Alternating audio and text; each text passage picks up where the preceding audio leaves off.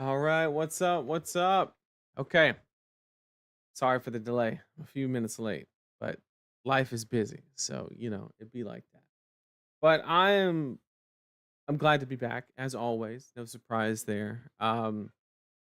Also, we have a couple things to discuss. I wanted to talk a little bit about we're not going to go super deep on the discussion today. I just wanted to kind of mention something as a refresher for a lot of players, uh, myself included.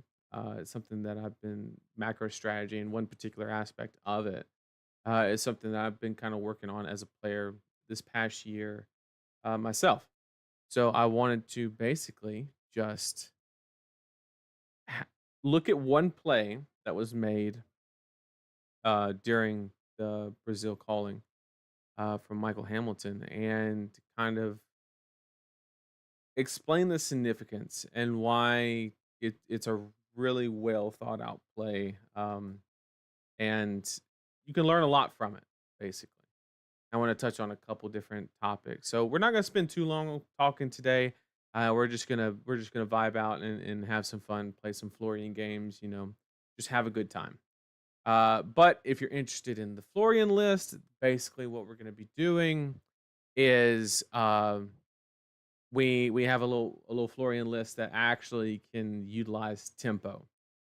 So the main thing this is not a the main thing that I wanted to prove during this stream is that if you give people a problem, they can solve it in several different ways. And it's one of the ways that I kind of like roll down the tier list as I'm thinking of those situations.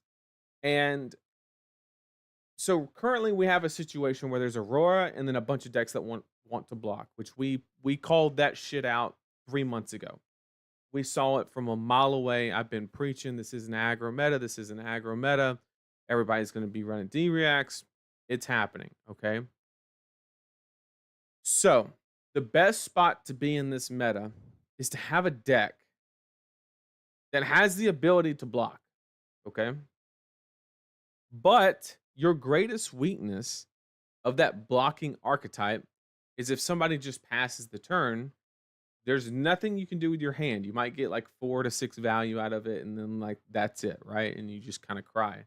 Um, and so I wanted to show an example of how you can, like, just solve problems. So I whipped together a little Florian list that has a concept of basically countering the counter to Florian. Um, and yeah, we're gonna show a list later, a little bit later, that if you drive past, I'm gonna be perfectly fine with it. But it still does the blocking thing to get the advantage, right? So it actually does both. The best thing I can kind of compare it to is kind of like old school Dash, where you had the switchboard, where you could like go super defensive and then go offensive. But it's kind of not like that. It's different. Bear with me. It's interesting. To get you thinking. So we'll get to that. But let's go ahead. Let's talk about Brazil for a second. They had their first calling. The energy was off the charts. I just want to say that it was a joy to watch it. I wish I could have been there. It looked like it had the most energy out of all the callings probably ever. I mean, just an amazing amount of energy. And I mean, they did it, right?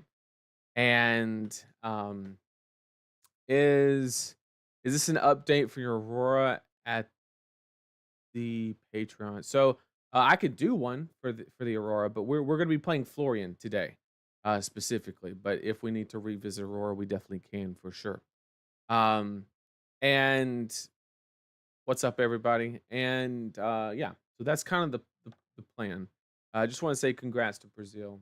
I'm glad everybody seemed like they had an amazing time, and congrats to Brazil for taking it down as always. Um, let's go ahead and move to the the play that I mentioned, right? Very simple. I'm going to show a very short clip, super simple, and I need to change. That's not showing you. I forgot to change my um my thing. And this is the play right here. And it is the very last round of Swiss. Basically, the Florian player is going first, and they played Arcane Seas and then played Truce. Very simple, right? So now it's Hamilton's turn to now basically take the play, and we'll go from there. The Florian player just passes. I'm gonna mute because I can't hear that and talk at the same time. So the Florian player is just passing, and then we're going straight to Hamilton. Hamilton's looking at his hand. It is a fairly effective hand. It's not a dead hand, right? You have levels of enlightenment and two blues. And what does Michael do? He just passes. He just passes. Now, one thing that kind of takes away from the impressive part of the play is yes, he gains 3 life and the opponent doesn't. But I think if life totals are even, I think Michael still makes this play. And that's so everything we learn about Flesh and Blood, oh, value, 0 for 4s, and all of that, just out the window. He just said, you know what? I'm not going to make a single play. I'm not even going to attempt to get any value, just straight up pass the turn with a full hand. Um, which 100% is the correct answer. And so I just wanted to shed light to that situation and how it applies to kind of like macro strategy and how you really, really should be like, you know, I'm guilty of this. There's a lot of situations where I will just get zoned in on just value, right? I'll just be like, how do I extract the most value from my hand? And there'll be some times where I just forget to just zoom out. Very simply, just zoom out. What am I trying to accomplish in this game? And Michael had a plan, and the plan did not involve winning on the axis of value in any way. His plan was to, you know, basically fatigue to some sort. Um, and it's really good. And that also applies personally what I've identified as my weakest aspect of my play personally is basically I have a difficult time flipping that switch. You should start the game with the mindset of value depending on the matchup. Florian kind of invalidates that because or any blocky deck kind of invalidates that. But for most matches in Flesh and Blood, you should the first part of the game you should be honed in on value. But the exception is when you get to a point in the game toward the end where you have to you have to remove the value aspect and say what is the value associated with like stripping cards, right? Or do I need to just push the win con, right? I think somebody wrote a Magic article one time titled "Smelling Blood in the Water," which is a really great read. If I do recommend myself, and I forgot. I wish I knew who wrote that, but it was an amazing article about just kind of very temporarily going away from what is considered. I'm going to use a poker term here, but like game theory optimal, right? Going away from that to just needing to accomplish one simple task and knowing when to flip that switch. And I'll give you an example that was fairly recent of mine that I failed to do that and I lost the game because of it. It was the PTI event fall when I went to Atlanta in the Battle Hard and got second on Zen. And then the very next day I played in the PTI event. I played against a new player. Okay. And they went first. They had kind of like a lackluster turn, and then it was my turn. And I kid you not, I triple transcended, swung Kakara Cosmic for 20. I'm not kidding. My first turn of the game, I triple transcended, took the 3 resources from the chess piece, right? Because they're free, swung Kakara, and then laid down a Cosmic Awakening for 20 damage on the very first turn of the game against new, which is insane. And I had snags and a bunch of other tech, right? So we're winning that match. And the answer is I did not win that match. I had that strong of a start. And it was because I failed to realize that the game was no longer about value. The game was I just need to literally pressure life. And I paid the price for that. I literally lost the game because of that. I had no business losing that game, but I ultimately did. And there was one judge call that went my way. I think there was a fang strike that was used on a misblade, which is not a legal play, but the judge did say it. It was it was good to do so, but we fixed that later. Said he, apologized. All is good. Mistakes happen. It was written by Reed Duke. That sounds familiar. Yeah, and that article just kind of blew me away.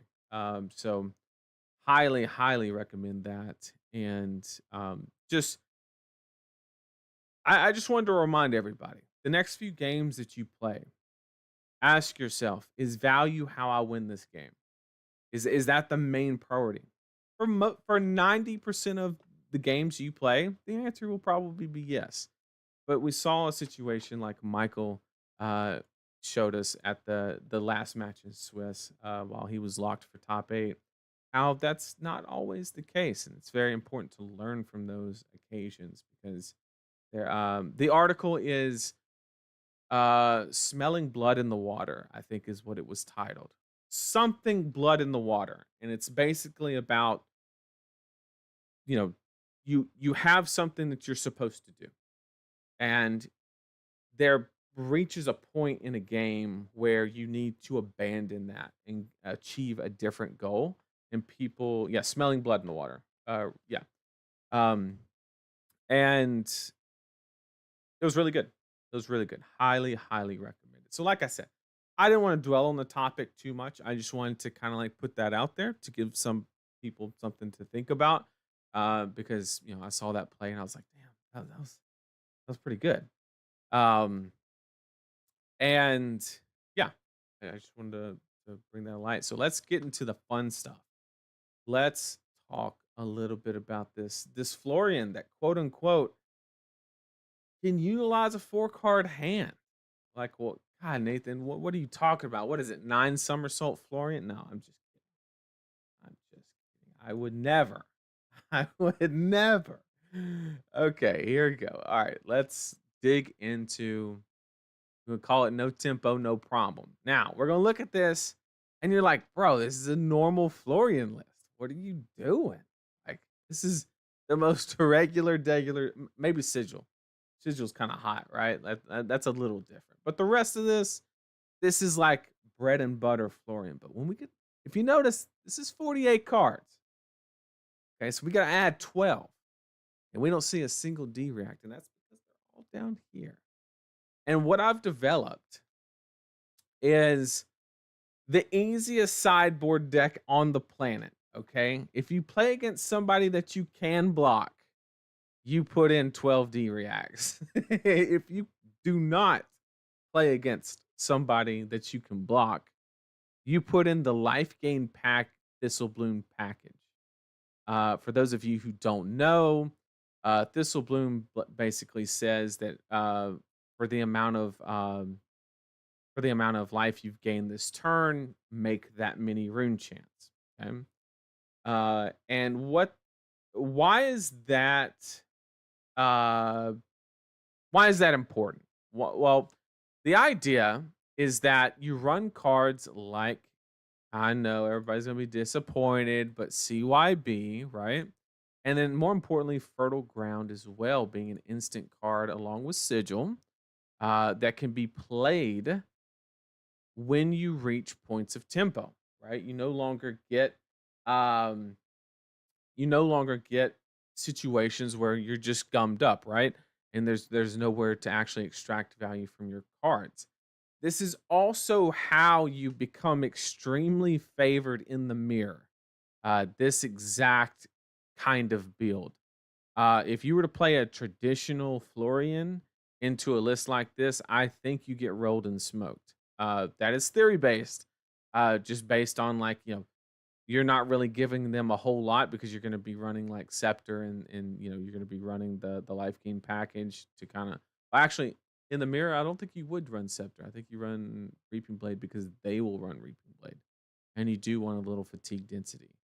Uh, as cool as Scepter and Millennium Tree is, you just do have to play a very interesting, tight game of managing the life totals, right?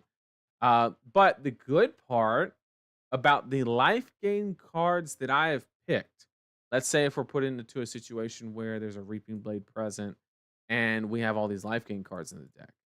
Every one of these cards that gain life gain value just by going to the graveyard, right? Fertile Ground, we can decompose it, and then CYB obviously does the CYB thing, right? Very, very simple. Uh, so that's why, and another thing that I would probably experiment is Harvest Season. Harvest Season is another one that's really interesting and could probably make the list, depending, because it's also a one cost and it kind of fits the curve. Um, One thing that's currently untested, and I'm trying to figure it out, and maybe we find it out today during our games, is I wonder how greedy we can be and run these cards while running Reaping Blade because the curve is perfect. We have the 2 cost life gain on the Reaping Blade, so it's basically like a Wounded Bull situation, but you're not investing all the value on offense, which is exactly what you want being Florian. You want to prolong the game. So imagine if you could play Wounded Bull, but half the value went to your life and half the damage went to them. That's pretty fucking good in a deck that wants to, a deck that wants to go long. Um, and then of course you have like So Tomorrow, which interestingly enough, gives you more longevity. Everybody knows that. There's no secret tech there. Unfortunately, you cannot get Fertile Ground with So Tomorrow because it says action card. However, you can utilize a card like Plume to go and you can do like a little mini combo where you go Fertile and then you can Plume it back, Fertile, Thistle, right? And you could get like a little 10 rune chant stack going. It just is an option. No Tide for late game 12 chance. That is correct. Um,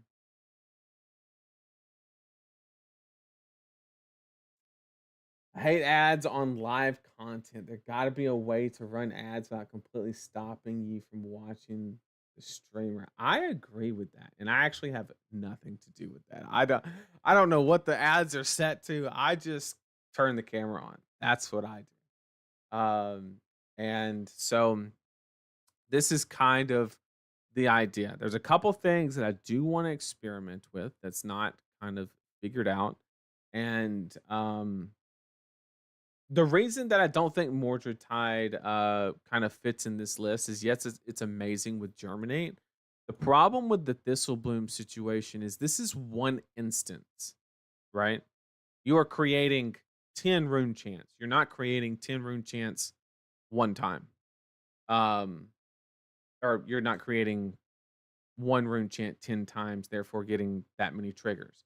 So Thistle Bloom actually doesn't have shit to do with the hero ability. It does not matter whether you're decomposed enough or not. It's a one value difference. Does not matter. It literally does not. And so that's currently something that we got to figure out is the sustain enough? Once again, this is a early concept kind of build because once again, I just wanted to showcase that innovation can solve problems that people just assume it is the way it is, right? Like Florian's always going to brick um, on a hand, and you can see the if we go to let me lag in. Lord, put my thistle blooms in. Okay. So if we put this stuff in, now you want to act all fast. Okay, I get it. Okay. So this would be like our life gain package minus the weapon exchange, depending on the situation, whatever the case may be. This deck is starting to look like a deck that can actually leverage tempo, right? You have the standard stuff that everybody runs, right? But you're not bogged down by D reacts. Your block value does suffer, of course. But once again, we're doing a switchboard based on our matchup knowledge and how we want to approach it. So we obviously would not run this package into Aurora. We want to block Aurora, which is why our 12D reacts are here. And yeah, that's kind of the idea. So let's play some games. Let's go ahead and side them out so that way we get to actually do it live. I know the second I just disappointed everybody the second I showed CYB. I'm not proud of it. Okay. I just knew, no pun intended. I just thought that if I had to come up with a way to seize tempo, it had to be at instant speed because the non-attacks are not good enough, right? Like you can do channel mount heroic and stuff like that. I even like kind of entertained that idea down here. I did like a channel mount heroic, malefic, give and take, rabble package, even Rune Rager Swarm. And it just wasn't reliable enough. It made the Enigma matchup decent, not great, and it was just kind of mid overall. Would Dread Scythe not be good for anti-fatigue? It could. And like this scepter package here is negotiable. This the only reason this is here, it's not like any like super spicy answer or it has nothing to do with tree. It is so we don't get hemmed up by our own reaping blade. That is why that is there.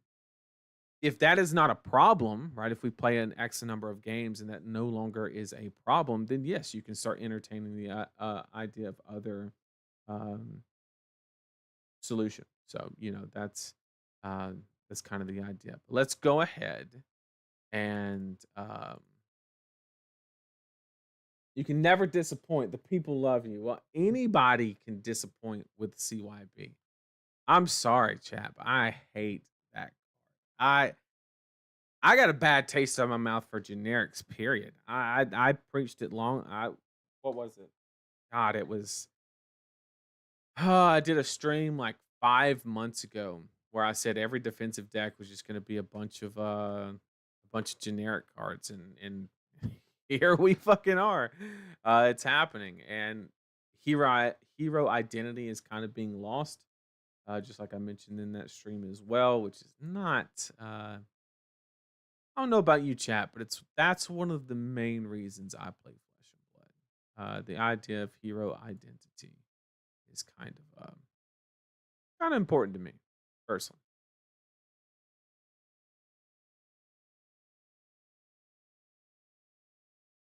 Can confirm, people you love can and will let you down. That's right.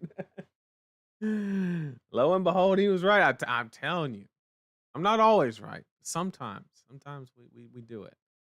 For this matchup, I have no fucking clue what we should be doing because this is actually interesting, right? Do we want to get Michael Hamilton where they just pass? But we kind of do want the D reacts, but having the ability to play this shit, I don't know.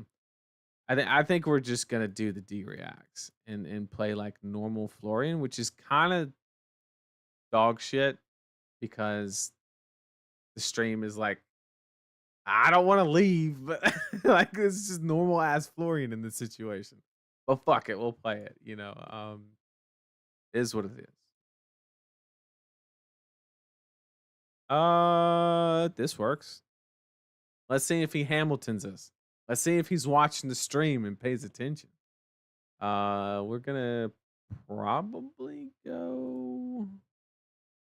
I like the idea of arsenaling the bramble. This is better second cycle when we're actually turned on. We don't have any extra to make a rune chant, which is fine. The whole reason we play truce is the turn one high roll, like we just witnessed now. Um,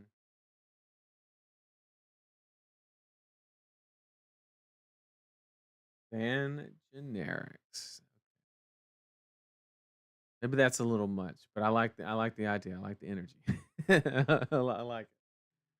Any consideration to play a little bit of the sideboard package and board up a bit? It could be. Like I said, this is a very early idea. I don't actually know.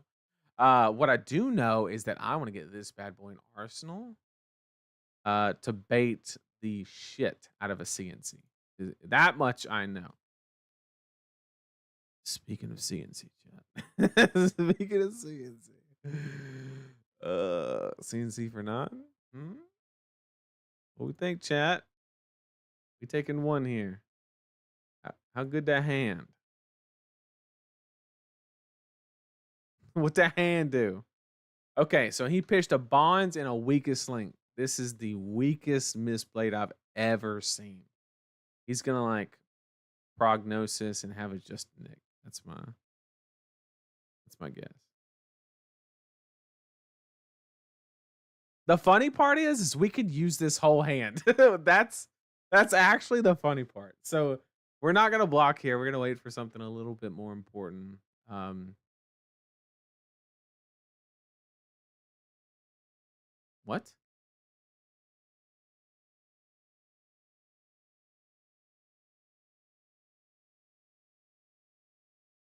What? Okay. So he has a weakest link, right?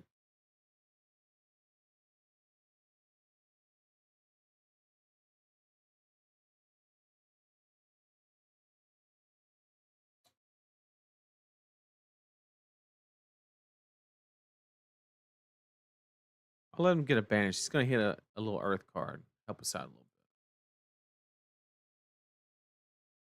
Look at that. Look at that. Thank you.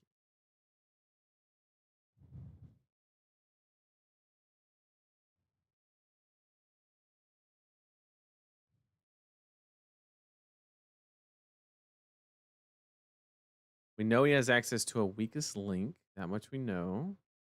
In this situation, what we're gonna do is we're gonna threaten the pummel here.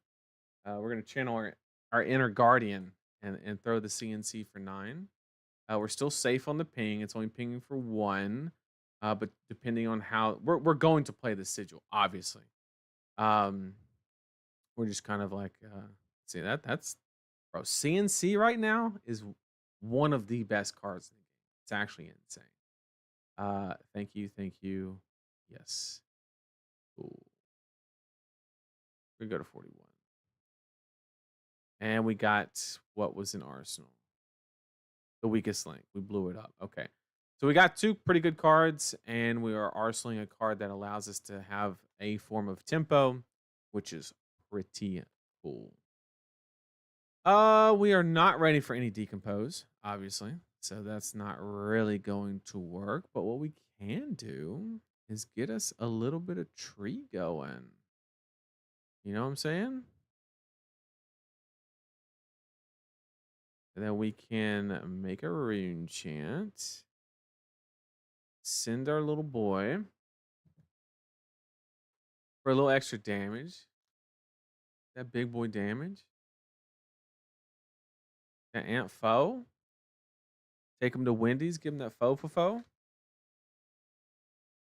Oh, that is an aura. That's pretty cool. I totally saw that. And then we're going to send another 3. So this is like false advertisement, right? Because we're playing normal Florian. I've just drew the hands that like let me take full advantage of tempo. But I promise you, it was all the plan, right? This is all intended, you know. I just realized he fat decked. I did not know that until right about now. And we still have no way to decompose. Which is interesting.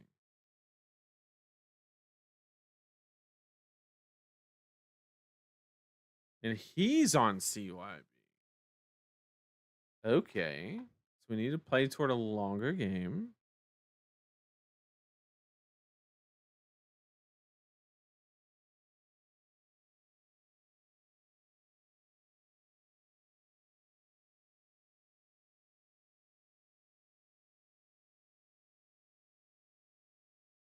No earth in the bin. We gotta make a rune chant, right? We gotta get value. Well, I guess we don't have to because we have bramble, right? Do we just let the plow under go and then just yeet it and delete it?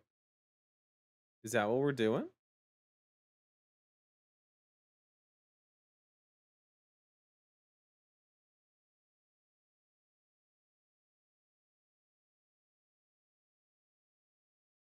I guess I could block there and some armor. That seems super wasteful though.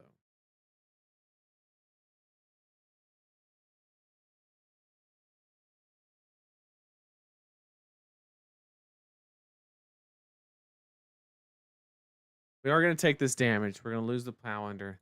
That's okay. And we're gonna fuse in the E strike. The bramble is gonna get amped by the tree, so we don't lose that value that we worked so hard to get. And we're just gonna buff it because this is a match of threat density. We want to make sure that we get there. Also, some things to keep in mind. We want to really prioritize some germinates, things like that when we finally draw them, if we ever do draw them.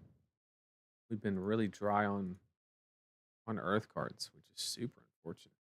But we are producing some damage, which I am also pretty okay with.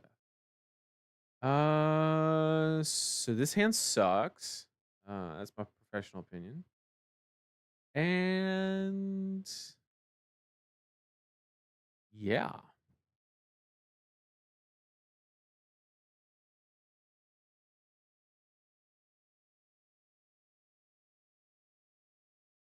What you got? What you got?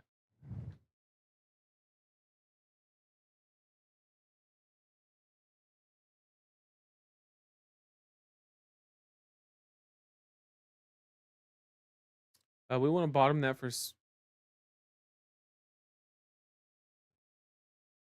second cycle. I just realized that was a new way they do opt. That was super deep. Um, Play standard deck. I know. It's literally false advertisement. It's literally like, but it's the matchup. I didn't know if the life gain was actually the good idea or not. I had no clue. But you're 100% right. It's false advertising, plain and simple. Um, so here we're gonna do the super exciting play of pitching Dose Red Plow Under.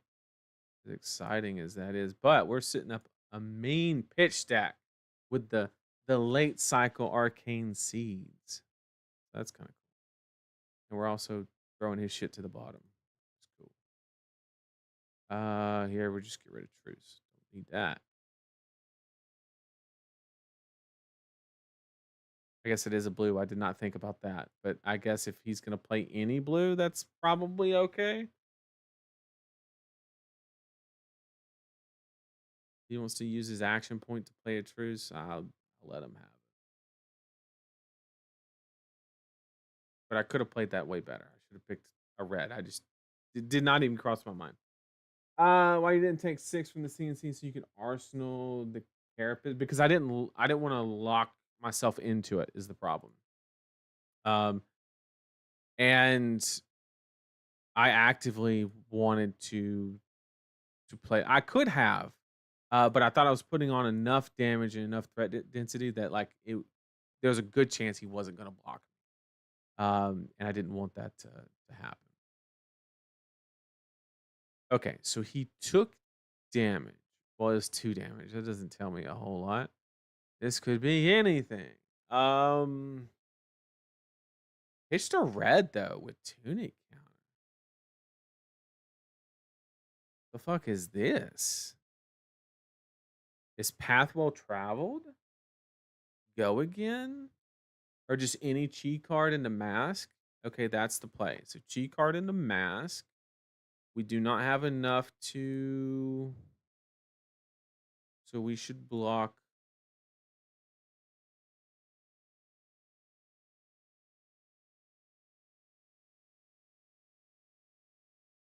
Like this.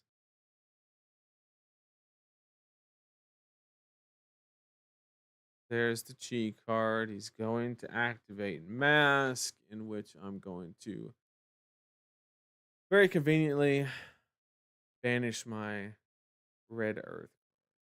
Or he's going to play that, and then I'm just gonna play it out. Because I'm a not really. I just and then he's gonna do the fatal mistake in new in Arsenal and attack reaction. God, that is so risky. It is astronomically risky. I respect it though. I respect. We're gonna banish a red this time because we're actually thinking. Um, da, da, da. Have you looked into Briar and LL? I have not. What up, Ed? What up? What up? What up? We're playing this new Florian list that's the exact same because of this particular matchup. Next match, we'll play stuff that has the life gain in it guaranteed, or I'll just leave the match. Um, are the boots turned on? It sure would be cool. Yeah, 1, 2, 3, 4, 5, 6. Ooh, we almost there. We almost there. And we know this is a Fang strike. When this hits a hero, banish the top card of their deck. Then banish a card from the graveyard. Is there any good targets? They could get Oath. That's free damage. But this is like a juicy ass Germinate. Even though we're not turned on, it is still like good, like worth not blocking. Uh, he has the Fang Strike. So what if we actually block with equipment and force out the Fang Strike? And we can always well grounded here, and then just dump everything into a juicy Germinate. We don't gain the life, of course, but like fuck it, you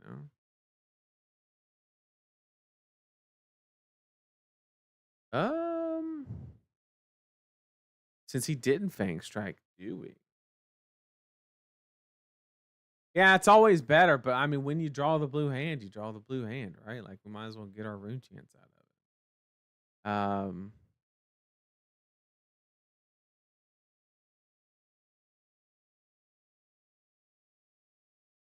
Or do we like make a rune chant and truce? Because this is like not threatening at all. I'm gonna let him have it.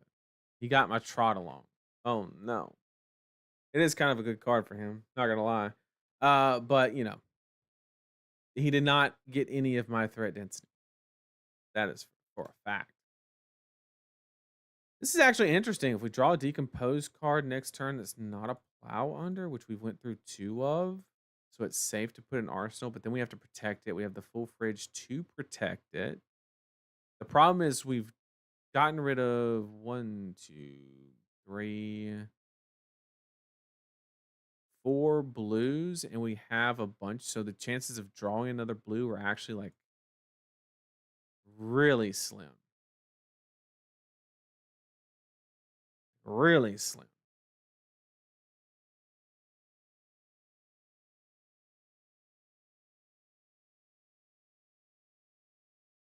But we're doing it for the rune chance anyway.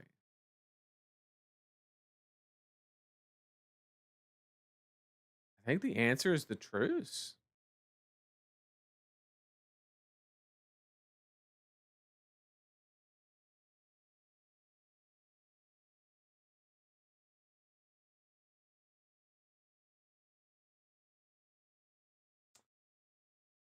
Tough spot though. That's close. I don't know. This is where Reaping Blade's kind of fucking me. I'm not gonna lie. It is it is not doing us good. Okay, so we get the truce trigger. That's cool. Well, we get a D react. Let's go. Which gets us turned on for the arcane seeds. Fuck. We don't have an earth card. We're missing an earth. Oh, we're 3 away? No shot. 1, 2, 3, 4, 5. No. What do we do? What do we do? So what we can do, we have a couple options here actually. We can play this at instant speed, pop these, put two more in, and then Carapace. We have to block with these. These are now dead cards in that situation, which is not ideal. The other option is we can Purg here. I don't hate that, for being honest. I like the idea of a Purgatory in this specific spot. We're very well protected. Uh,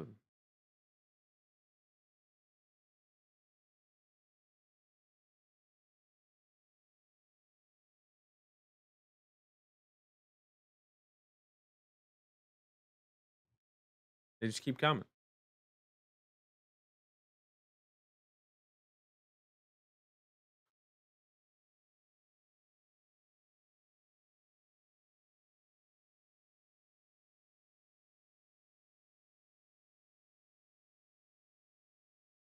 Okay.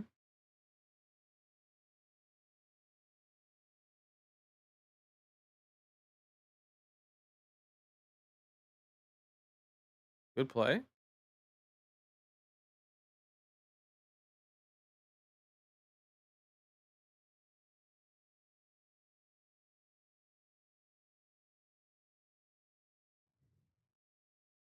Oh shit.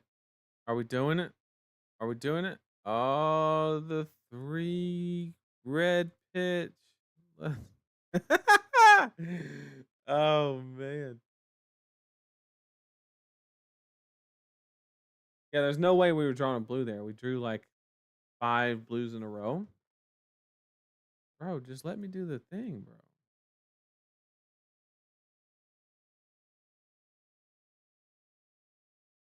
Sure.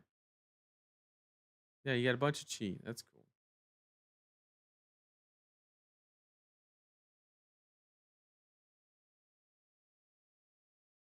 I haven't I haven't played against CYB new in a minute. Archetype's been kind of dead. Actually, really unfortunate that we got a fast start on him because now he's just actively going to be able to gain the life. Yes, we would like to decompose.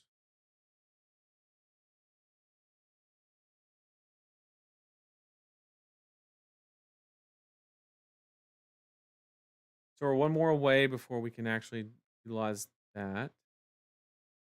You just take an 8. That's cool too.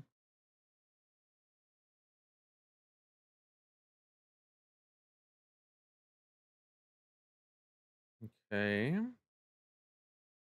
We do not care about Scale Peeler.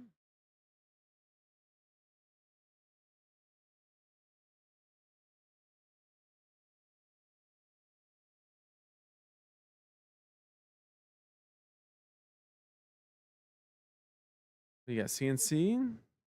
Okay.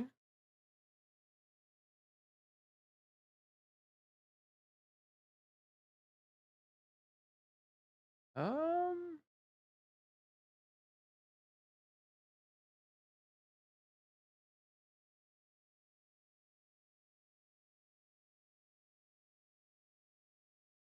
he double transcended, so we know he has a chi, right? That much we know. So we can block.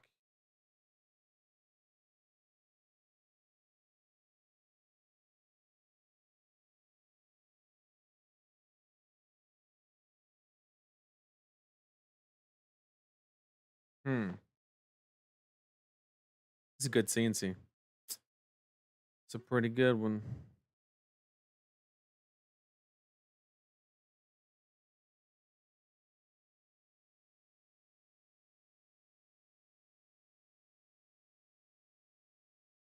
And he's going to activate mask. We'll get rid of the D-react. And we'll just do a normal old Florian turn. We'll counter that. Good trade on his end, though.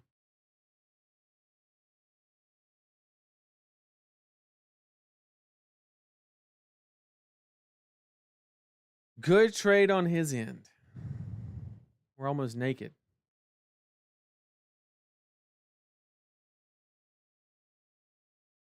Okay. 3-card hand. Oh, bro.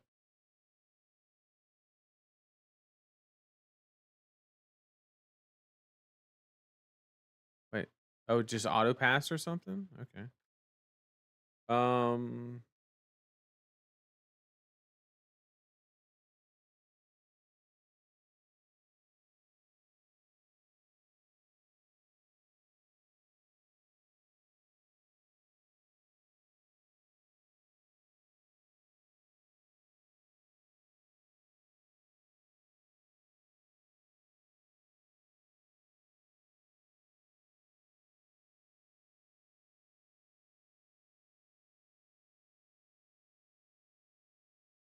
see what happens now. We got one. Yep. That was good value. That was actually really good value. Holy shit.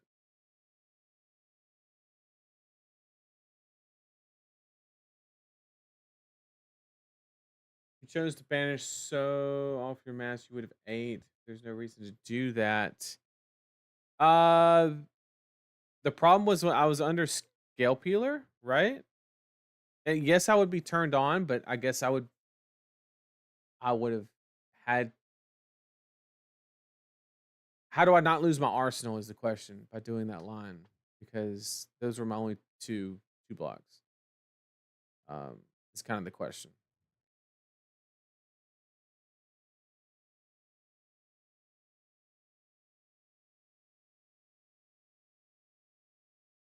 Oh, your life gain variant is the answer to my grass being destroyed by Yarl. Oh, were you the Brazil player?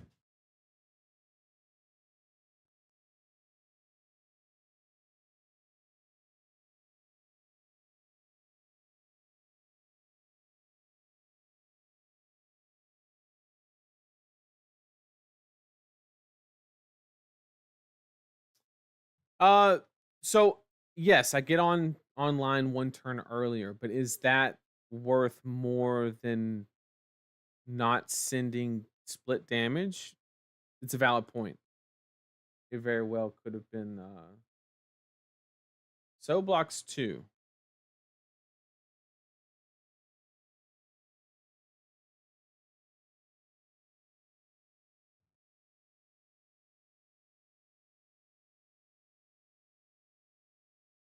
The block would be the same knowing I used the boots, yes, but like you can't. I mean,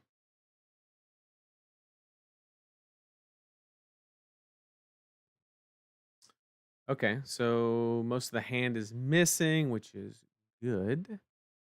We like that.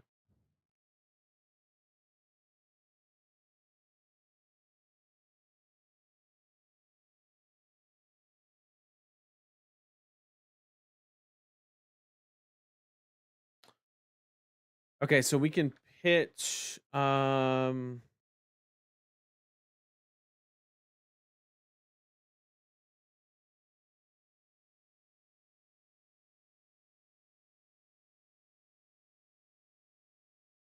do we do this?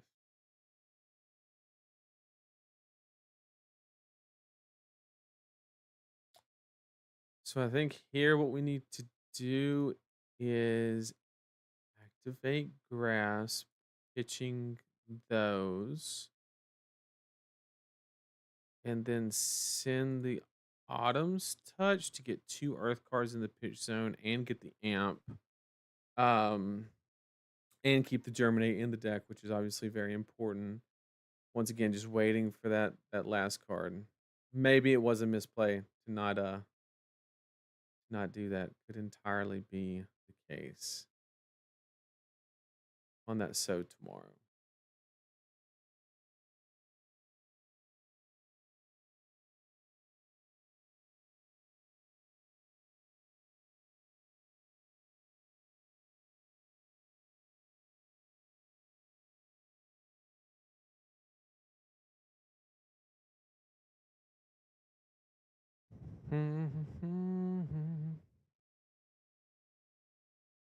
Okay.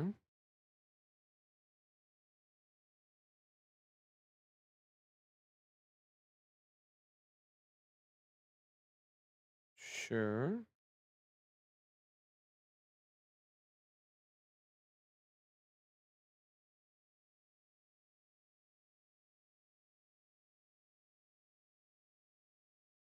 Mm-hmm.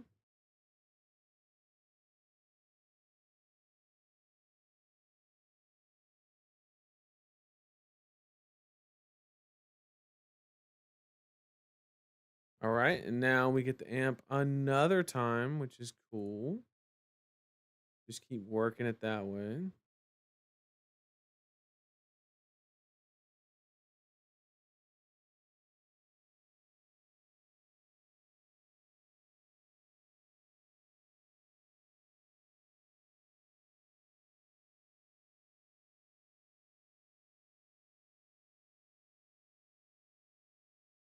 Oh, that's a good point. Could have blocked with fruits. He would have gained a life though, which I mean, it's probably a small price to pay. We got paid off anyway though because of the Autumn's Touch. He put the Autumn's Touch in Banish, which was our eighth card. So we are good to go whenever we draw the blues that support this card, and we're just playing to that win con. We still have access to every one of them, so we're just waiting for blue cards.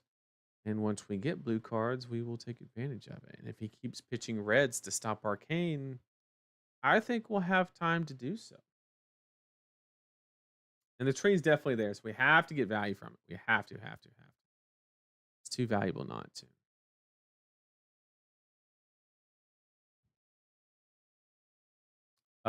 Yeah, you got it. How many CNCs you got left? One? Please not right now. Please don't play it. Now is not the turn.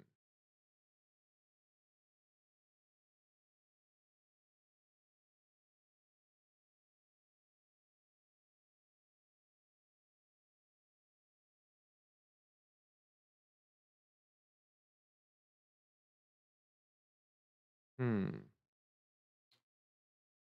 Interesting, interesting. So pick the pieces. We don't really. They're just gonna pat. What is happening? Okay.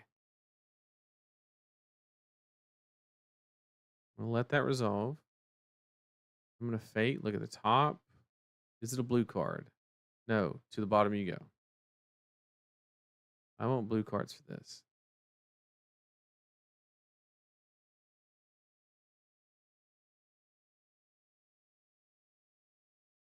And now you're gonna scale peeler? Okay. Codex.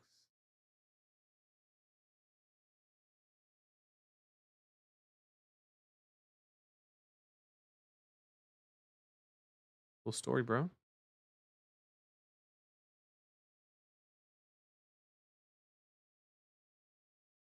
We're gonna choose the CNC over the rune chance because once again, we're just trying to buy time. He's at 10. We want to clog up his hand as much as possible, not let him play D reacts. Just trying to slow the game down, play this card, win the game. That's our thought process. Or just get more value by blowing it up. We take that too. Yep. That's the idea. Prognosis. Okay, that's an interesting one. We don't know. Let's get a just a Nick count. We got one there. Just one. Okay. So there's a bunch in the wild. What does that mean for me? That's the question. I can't give him this card. This card's too good when we're turned on. So I think the answer is block this card, wait for something, and block this card.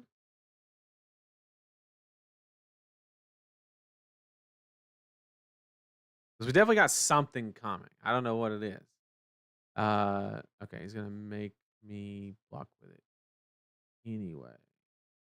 Just giga unfortunate.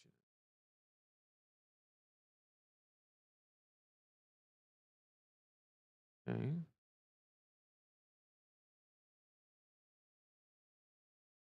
Wait, no. I want to play my reaction.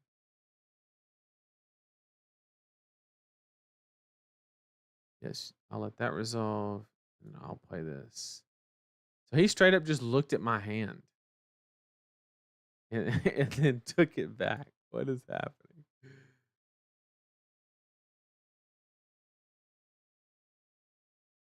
Okay.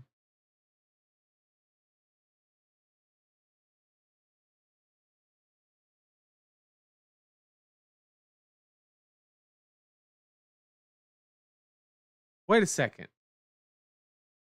He played the Siren's Call, looked at my hand, saw that I had a D-react, undid, and then waited for me to play the react. Wait, what? There's no way that just happened. Bro, there's no shot that actually just happened. There's no way.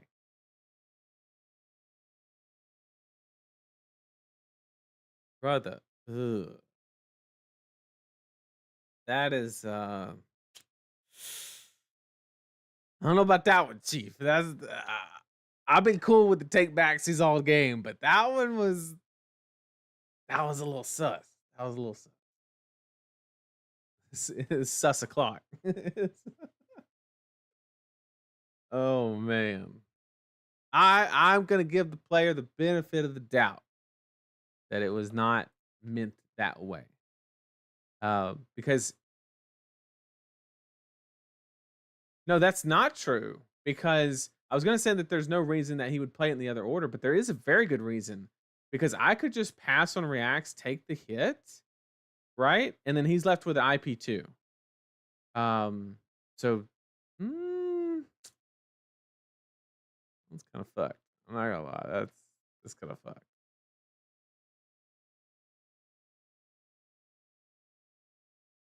I'm gonna do that in London. Oh man. You're gonna siren me? Okay.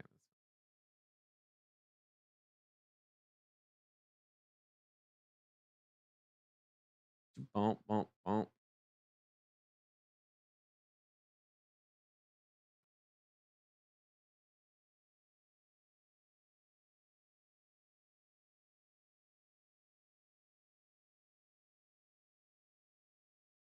Oh, you got my Autumn's touch. Oh no. Oh no. Sure.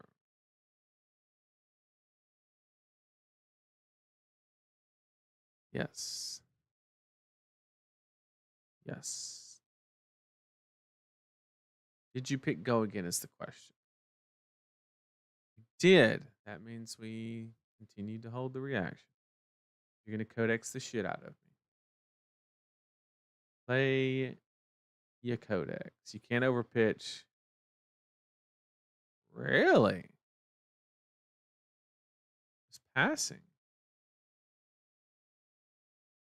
Okay, I'll just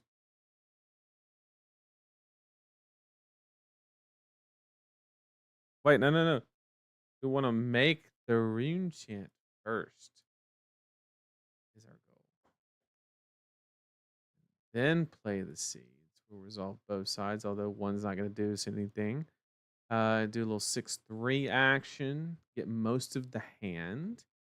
Um, even with all of this, that's fine. Sure, you can double CYB. I'll take the tempo and I'll slam this Germinate on 4 blues. I'm perfectly okay with that.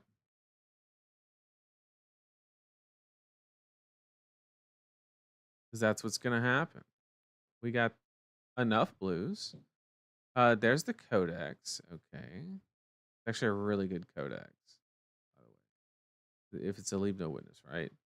Which means we can't give up the germinate, so it does delay it a turn, but we do have the ability to make the same play. We just gotta give some armor in a little bit of an inefficient manner, but that's okay. Gonna have to waste the embodiment here.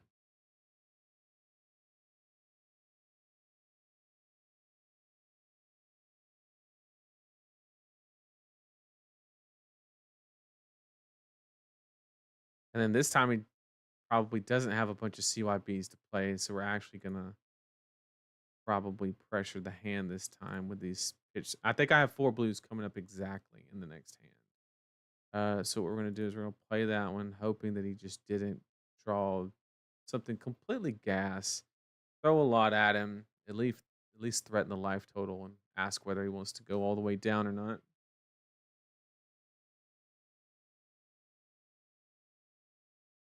I don't have the life gain cards in the deck right now, Aaron. So it's basically a switchboard where either we go Scepter and Shield and all the life gain, or we go Reaping Blade D react. So right now, what I'm playing is technically just a normal fucking Florian list with Sigil. That's literally all it is. Because I do have to Sigil mainboard the Sigil to like make it make sense. That's a really good play, by the way. Um, is the next hand? Oh, this is annoying. I mean, don't get me wrong. These arcane seeds are doing work. I tell you, absolute work. Discarding a venomous bite. Uh, you bitch. Really?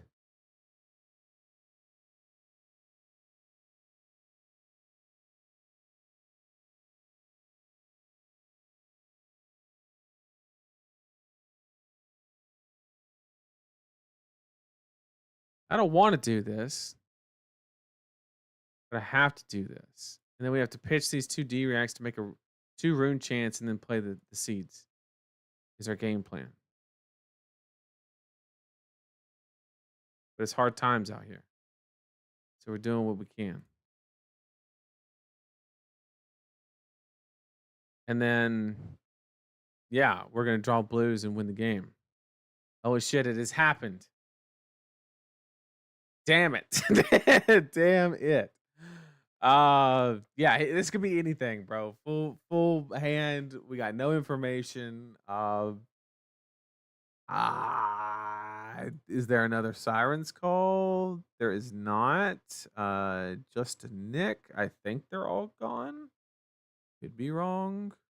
There's one. I don't see a third. So it could be just a Nick. Hisses, there's two.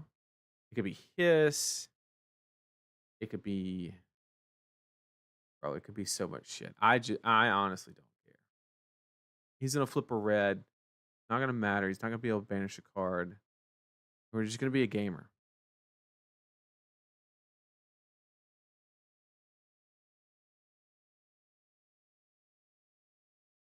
Oh,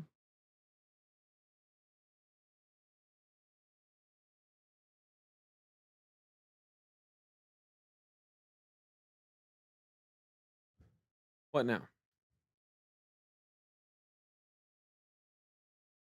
No go again. What did he hit? A blue? Damn it.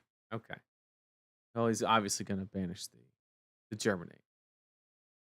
And that does suck, but I think we have enough to do what we need to do.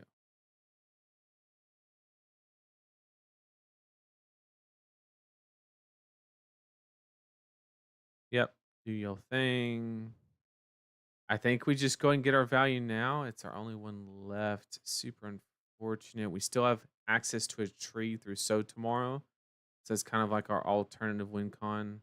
Because I think we do have two So tomorrows, one in the hand and one in the deck, one banished. So in this situation, I think we go ahead and get our value. So it'll be six, which is three. We'll make four, and we make eight. Um,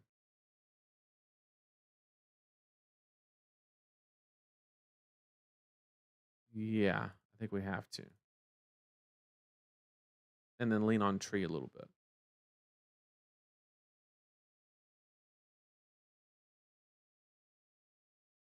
Mm. There's our So along with the CNC, which is kind of cool. We are. I think the only thing we're worried about is actually bonds. Because if bonds rips the So, then it gets a little ugly.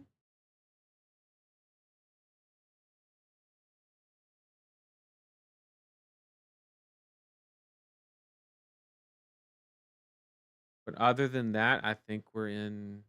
a fine position.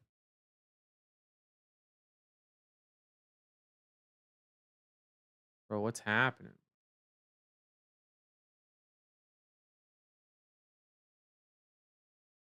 Doing reds to play weakest links, which means you're gonna pitch cheat card to mask, which means I'm gonna wait and use the sigil and the mask and then play so tomorrow's CNC.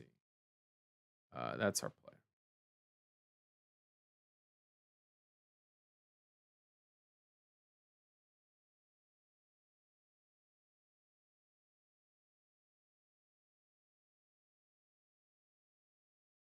And just for chat, if he didn't mask there, then we could have just played it as the weakest link was resolving and avoided the whole weakest link situation.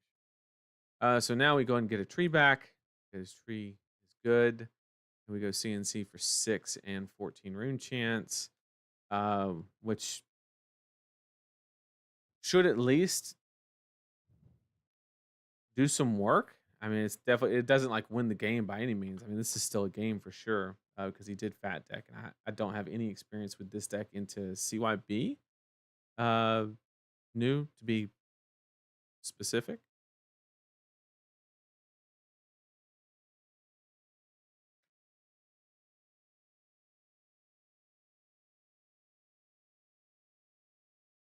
So stopped as many rune chance as he could. This is probably a red D react, maybe, or like a really strong one card play. We're out of codexes, so we don't have to worry about that problem. We are going to get the arsenal here, which was a kiss. We take those. And in this situation, we just kind of, you know, do our little value thing.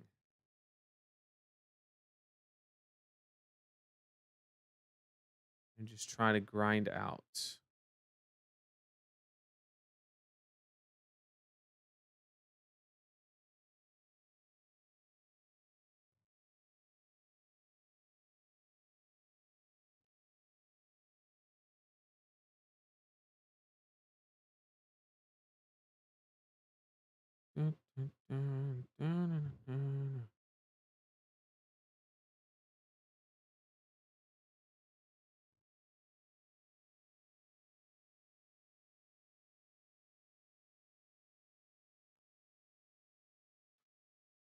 We're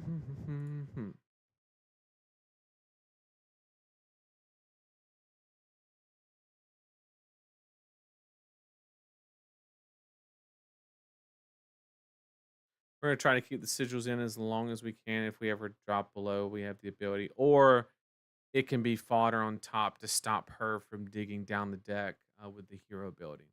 It it serves a purpose to be in the deck, which is why I haven't just burned it. Um, just to keep that in the back of our minds. Um,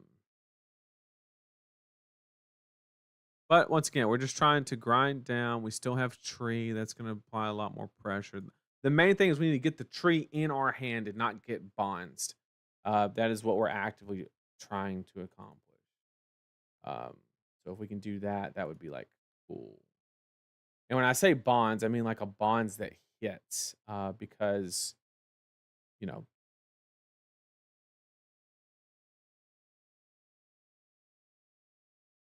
which is probably what this means. If he's gonna take, okay, he's not taking.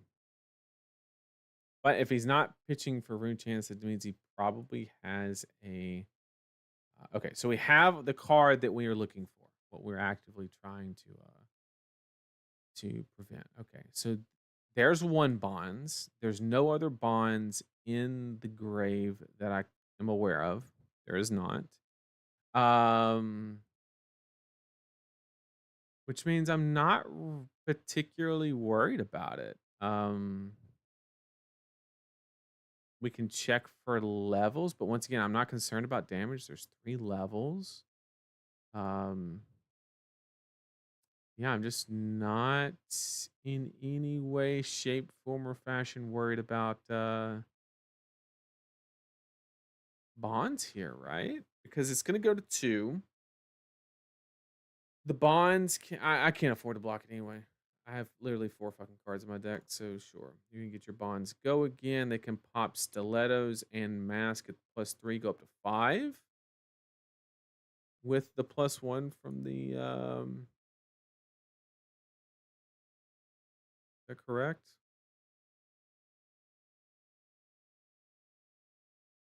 Surgical for 5. Okay. I think this is fine. I think we just go here.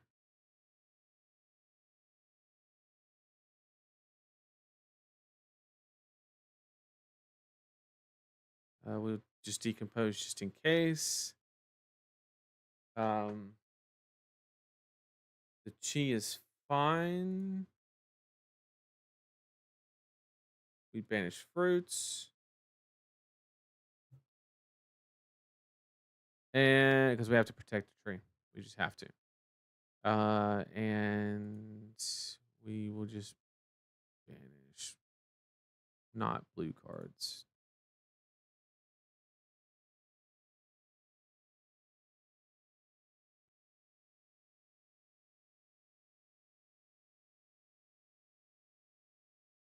Do, do, do, do, do, do.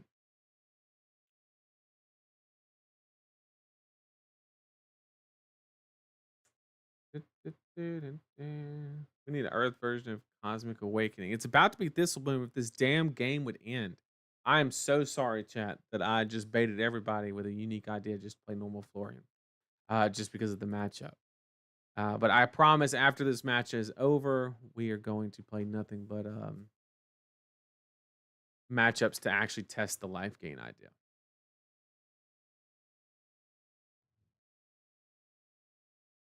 Okay. So what did you banish? Desires. Cool. You get a Fang, Slither. You banish 2 cards, which means he's probably going to banish what? Oath, I guess, to push the damage. Although, I don't know what good that's going to do, maybe.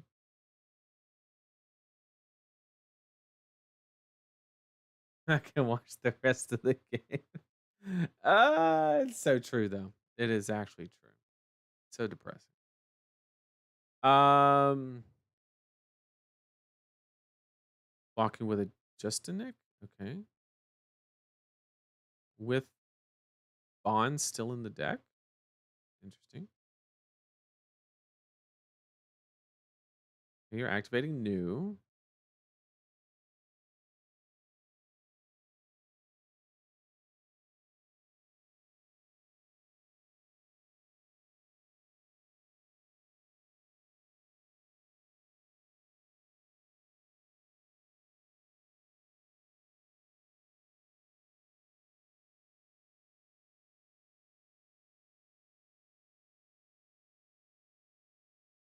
Yep.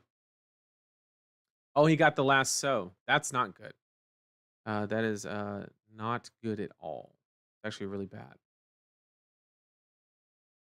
And we might have to keep the carapace around to keep the. I think we lose this one, chat. Believe it or not, I think we do.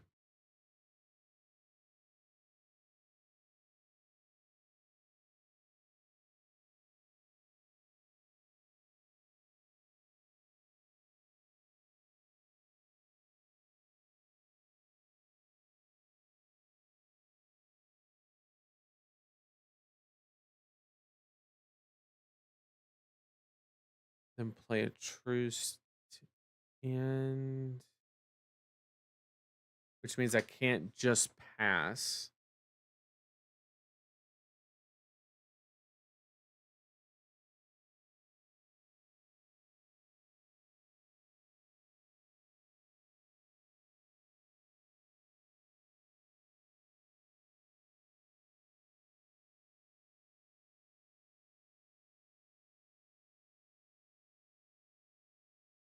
And we do have the ability to keep it around for 3 turns if they can't pressure the hand because we have the 2 earth cards that we can like manipulate into the pitch zone, which is pretty good. Problem is he gets a free card. AB with. He has to banish from hand, which is gonna be the sigil. Hmm. Hella close. D-react. Okay. Still a 3-card hand. We're at 13 with 4 cards and a tree.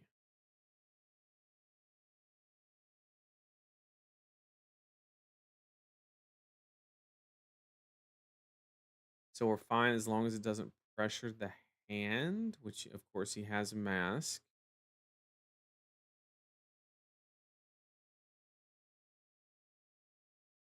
It's gonna be close. I did run a flat 60 into new, which was probably a mistake.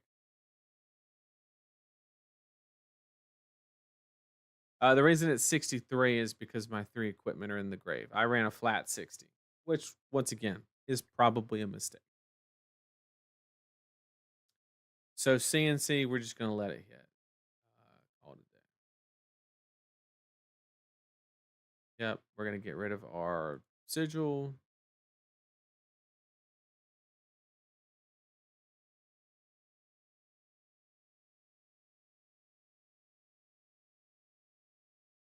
And then we're going to double pitch Earth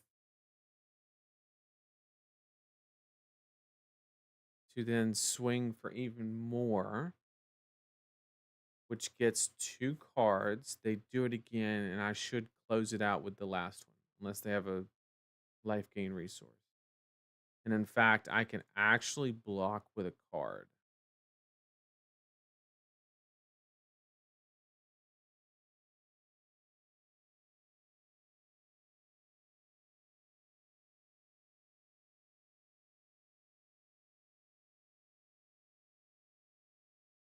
So this is actually interesting because he can actually get this online, but we have the D-react to shut it down. We banish a blue off the mask because that's what he has, and then we kill him with the last blue in our deck. The last card. Uh, unless he has a way to get this over 4, which he doesn't have the gloves. I'm pretty sure he's all out of reactions. I'm not gonna sit here and count. If he has it, he wins. Um, you definitely don't block 7 because then you lose the mask, right? Then you have no card to make a rune chant swing. Um, that's not good. Does that mean like if he has a venomous bite or a hiss, he rips my last blue and that's GG. Okay, if that's all it is. Wait, where did he get the Fang Strike?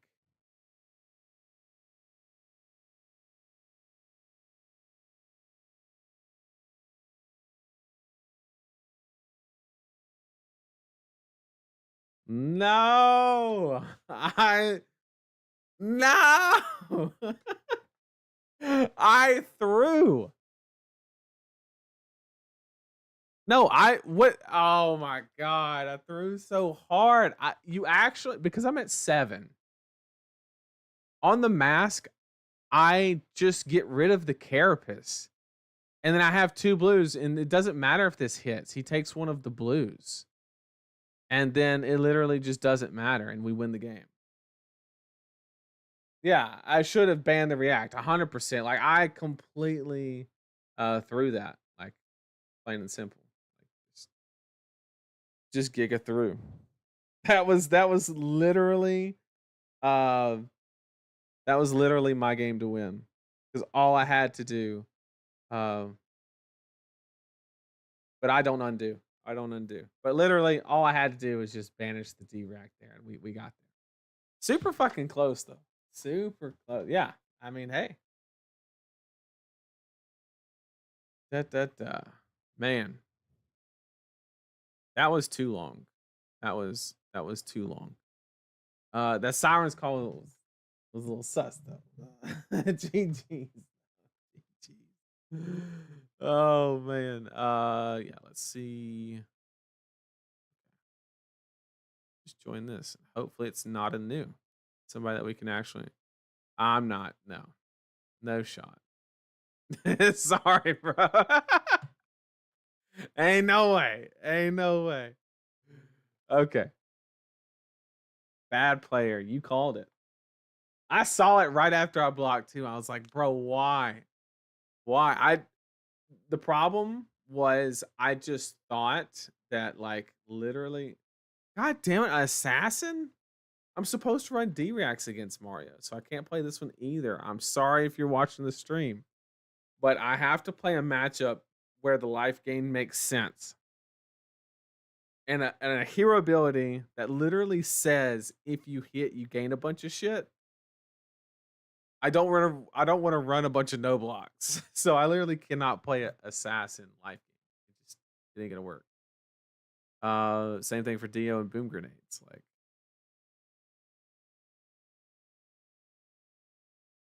you got that round 13 fatigue. So true. God, why is everybody playing assassin?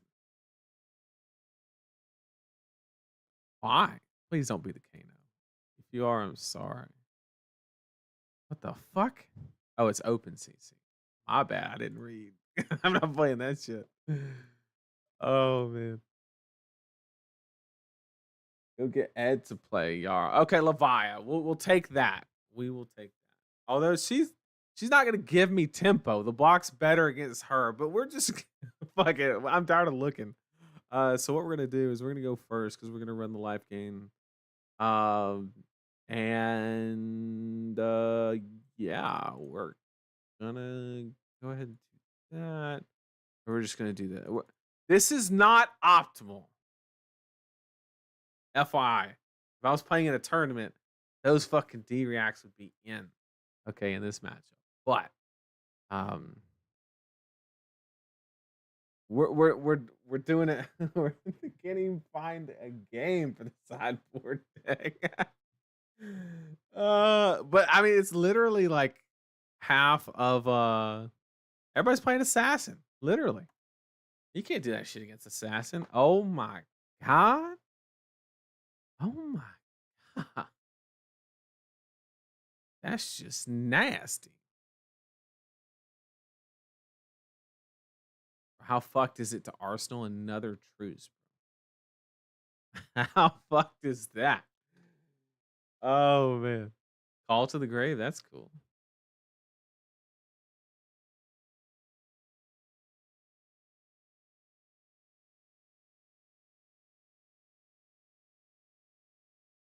How from beyond? Okay.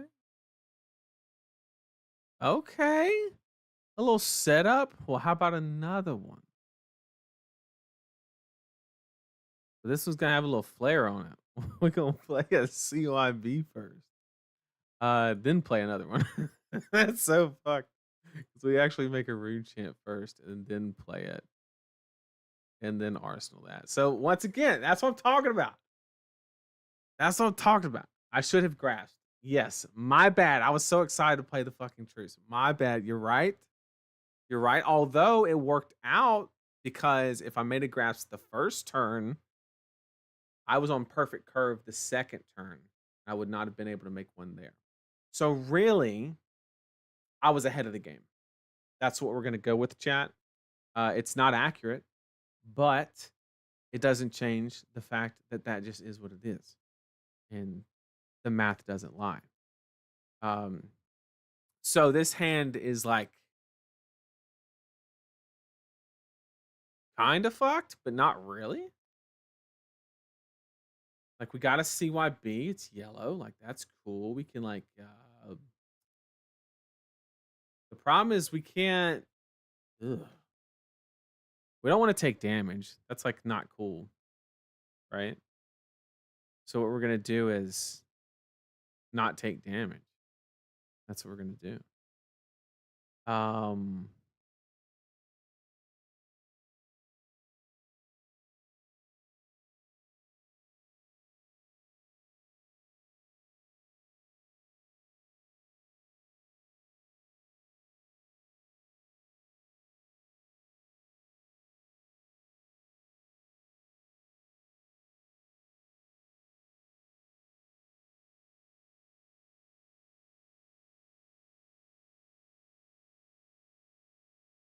Hmm.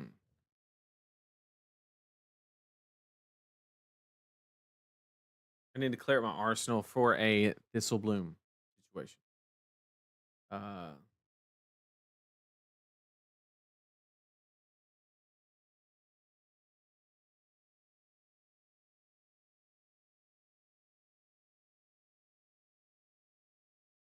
Ping him with a little bit of arcane. Is this more Turtle Burst or OTK? It's basically remove the D-Reacts, put in life gain is the thought process. And it's gonna allow us to actually like in this situation, right? We can like use all of our cards. That's the whole idea. Um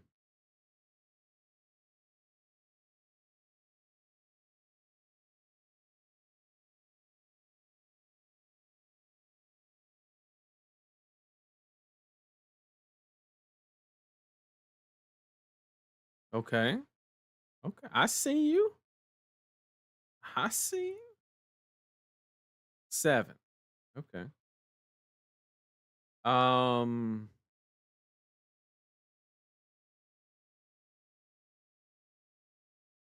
I'm just not gonna attack you and let you block and fill your grave and like make you feel the pressure. What I'm gonna do. I'm gonna fill my graveyard up. Start throwing them felons, you know?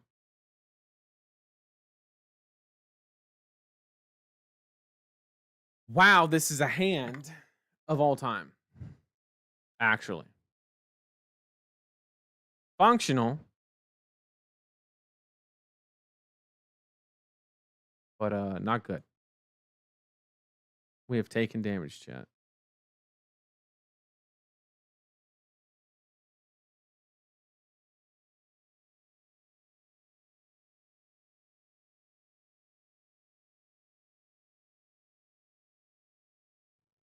A better hand.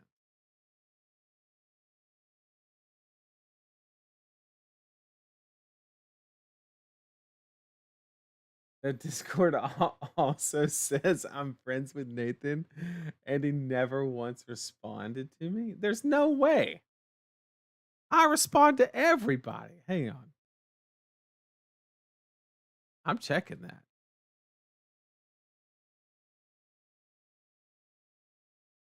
I am checking that. Did it get lost?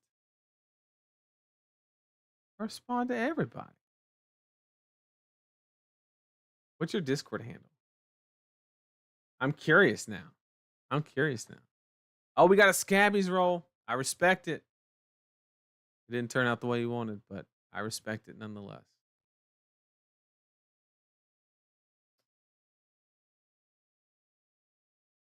Oh, he banished one of my CYBs?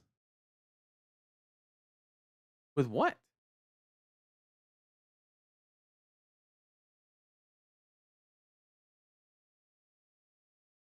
Oh, Deadwood. Oh, okay. I see you. I see you. Taking blood debt to do it, but I see you. I see you. Oh, that's so good. I mean, it sucks to like be them, but yeah.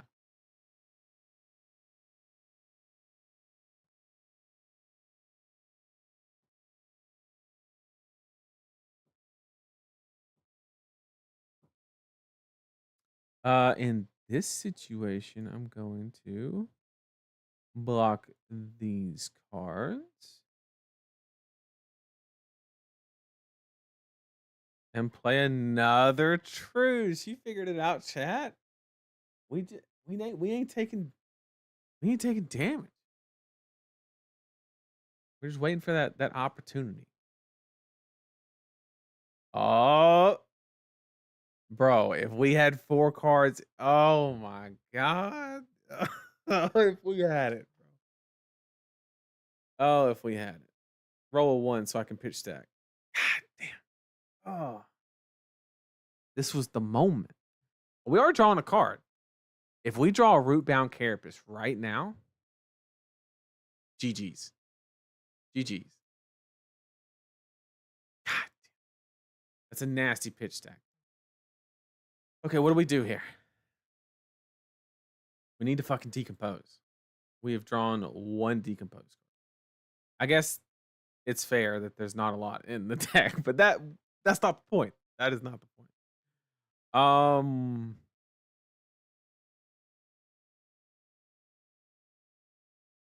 so what are we doing here is the question.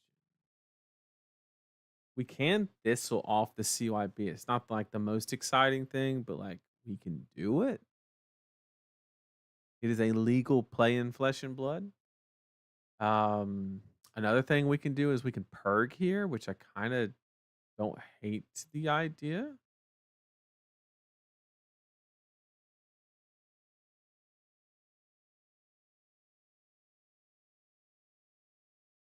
Now I actually hate the idea because we got fucking Beast Within, bro. Oh man, still has an action point. Deep rooted evil. He's got the fatigue tech.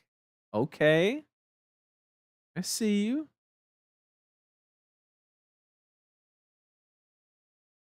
We're taking 6, chat.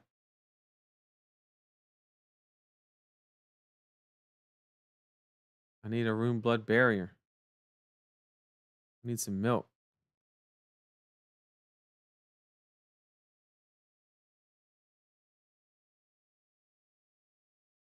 Life gained here.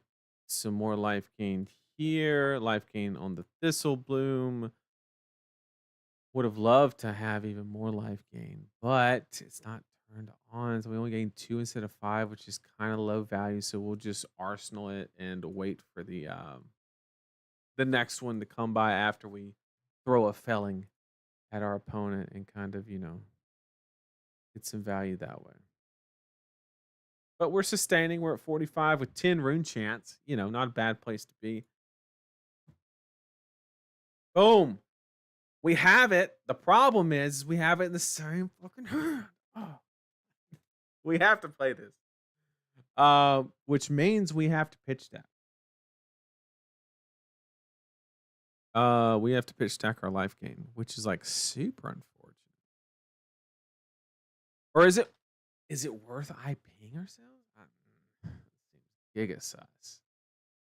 Right?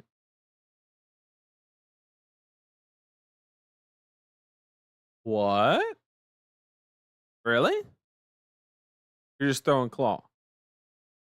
This has to be like a agility thing or something. Wind up. Yeah, okay. That's fine. I'll take the 3.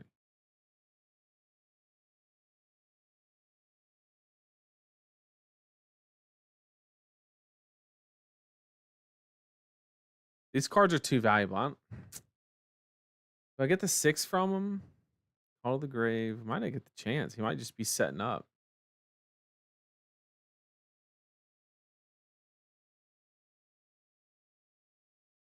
Looming or Ninth Blade would be spicy. Yeah, but I think it might be reaching a little bit too much.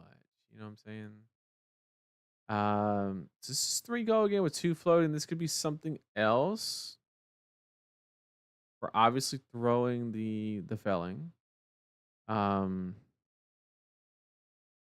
hmm.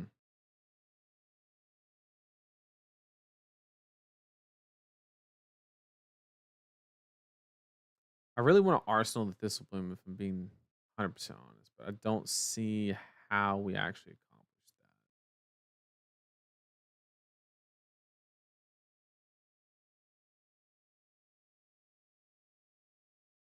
that. Okay, too much damage. So what we're gonna have to do is block.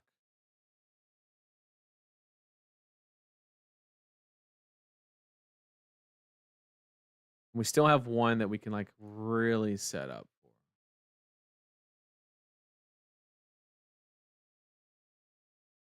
We've got to decompose. Like we have really got to decompose. The good part about this situation though is there's so much earth that we just hit 3 earth every time. So we got 1, 2, 3, 4, 5, 6, 7, 8, 9, 10. Yeah, we're already there, right? Um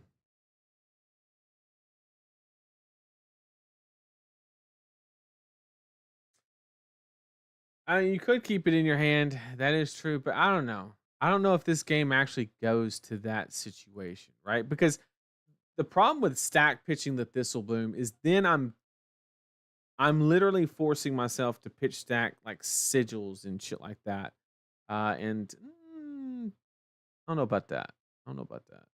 Yes, I would love, absolutely love to decompose. I can turn this card. And we will start by doing that, and go ahead and do another earth card. So we got three. So we only have to decompose 2 more times, and hopefully we can draw like a carapace or whatever because we haven't drawn a single one yet. Oh, that's because they're out. That's the problem. We have identified the issue. They should not be out. They should not be out. Oh man.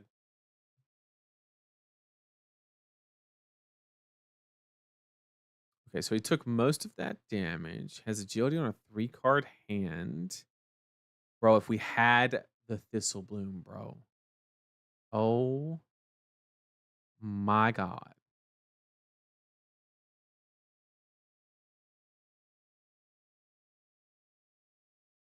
The fuck is this? Oh no.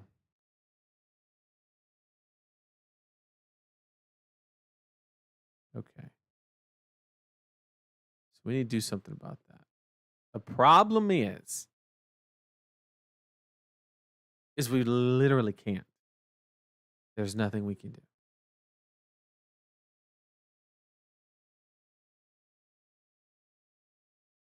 We have 6, and then what is it? 6 more coming? No, there's no resource to do that. Right. So it's claw 6 and 3. Um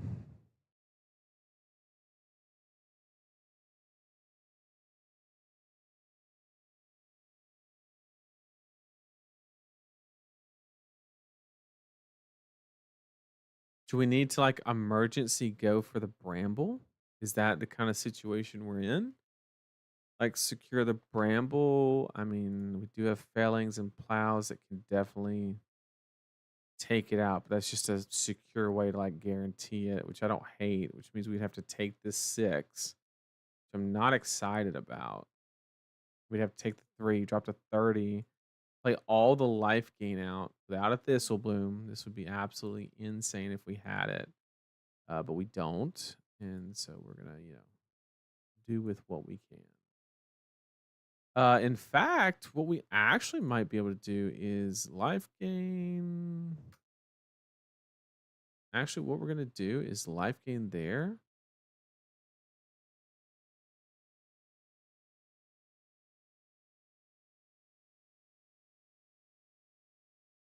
It sucks though because we're still only getting 2 value from it because it's taken so long because I accidentally sided out my carapaces, which is unfortunate.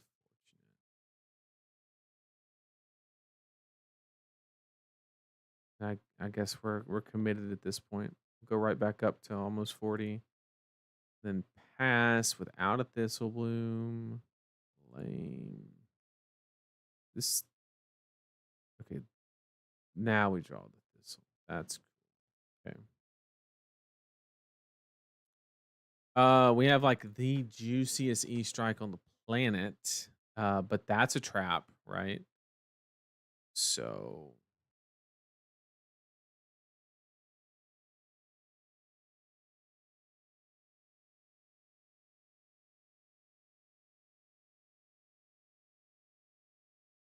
I do want to arsenal the Thistle. Problem is, how much damage are we giving up by doing that? This is brutal.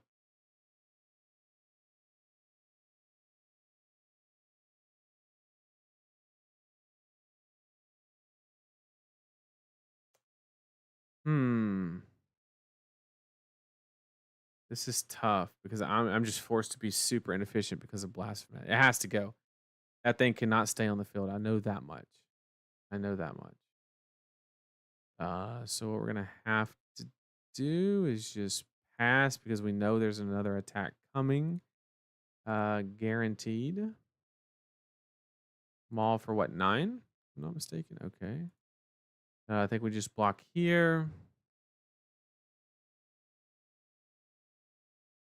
We lose 2 value just off the rip to hang on to the Thistle Bloom. And we'll just get rid of this bad boy, sink this one, say buff power to kill it. Um, and then next turn we'll work to get the Bramble out, ideally, and then move the Thistle Bloom in and wait for either we still need to decompose, which means hopefully we can just plow under this Bramble. That would be cool. Well, no, we would never do that because we would just play it. Because we could always fuse it with the plow under. But a plow under would be really sick right now. And if oh man, these draws, bro. They killing me. They killing me. Dread Screamer go again. Okay. We 100% need to decompose, but we do have the ability to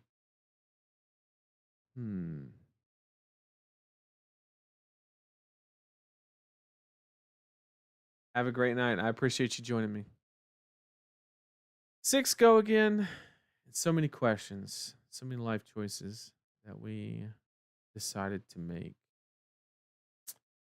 This is dead card, but I want to know. I want to see what comes after.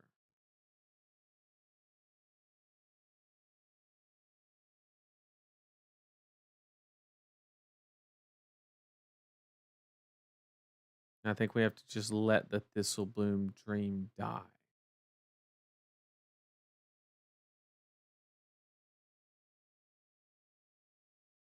And just get a juicy. We have not seen a Blood Rush Bellow, which means I'm just dead as fuck.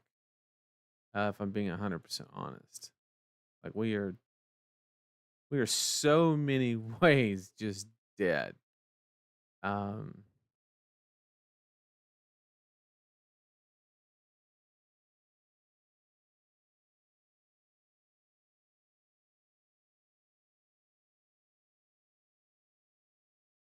This might alleviate a little bit, although there's a shit ton of armor over there. I might just jam it. It's probably what I would do personally. We do have a way to decompose now.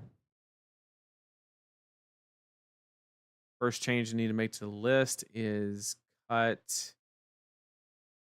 1 set. I need to make room to make sure I have Carapace mainboarded, not in the swap. That's just not gonna work for very obvious reasons.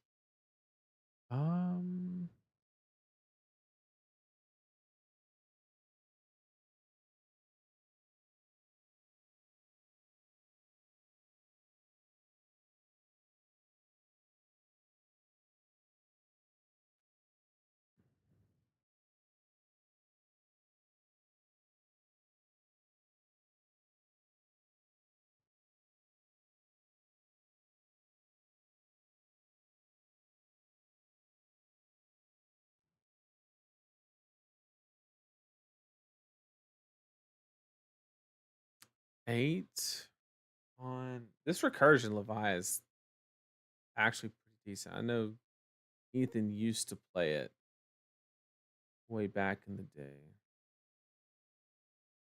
What's the play now? We have failing. We need to play failing really badly. The problem is we can't resolve fertile before the decompose, which means it will only gain 2. Is the problem there?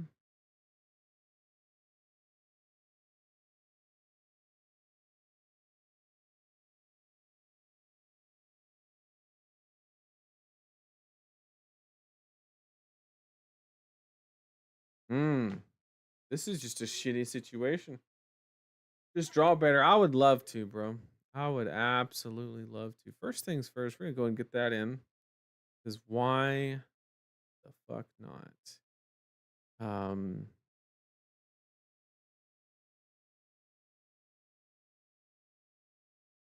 Yeah, it just sucks. There's no other way to do it though.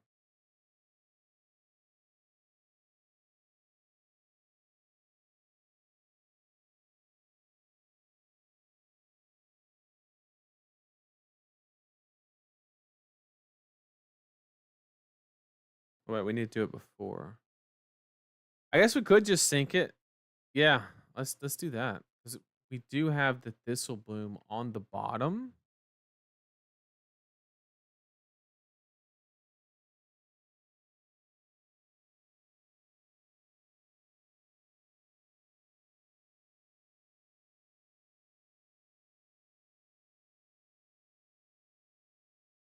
So we can put CYB on the bottom with it, right next to it.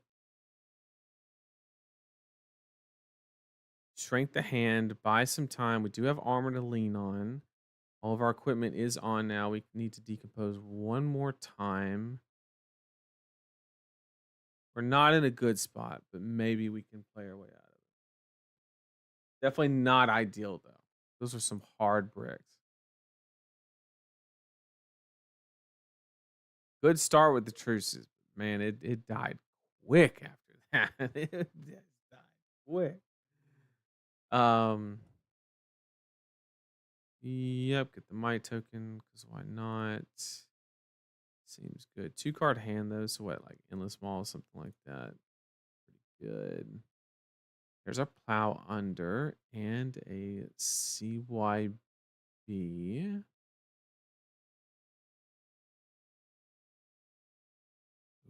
Okay, this does not have go again.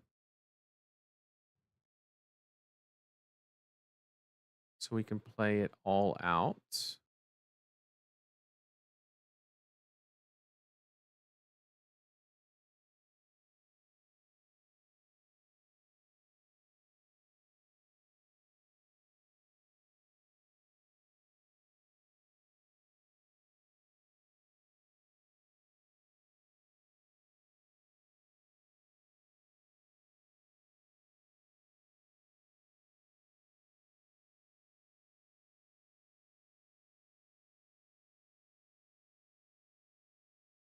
Decompose it. We need 2 targets. Now we're online with a little bit more life gain to get. Getting that banished did hurt from the that's a neat interaction. The what's the blue? Where's the blue? The rumbler? Getting rid of the CYB. Pretty good. Pretty good.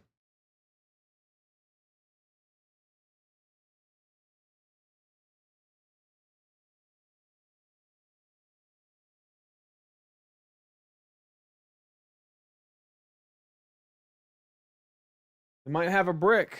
Who knows? 4-card hand. Still no bellows. Right? Bro, we're so fucking dead. Even with this life. I mean, we're like, what, gonna go up? We're gonna go up 5, so we'll get to 12. They'll probably just take this or block just with that and 1 card. Okay, we're in trouble.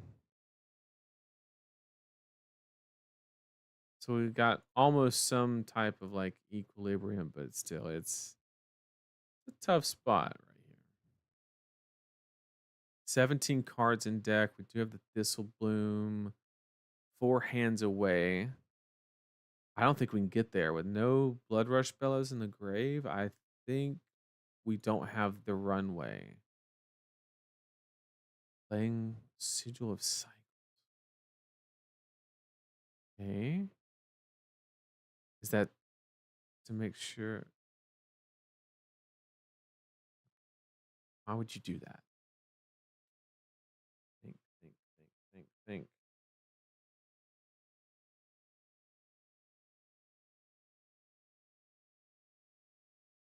Would you play out Sigils of Cycle?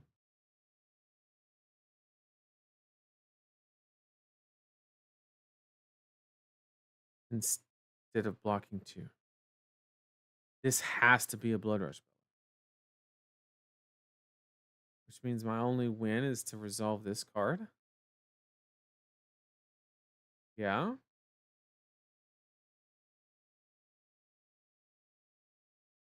I mean, it could be that, but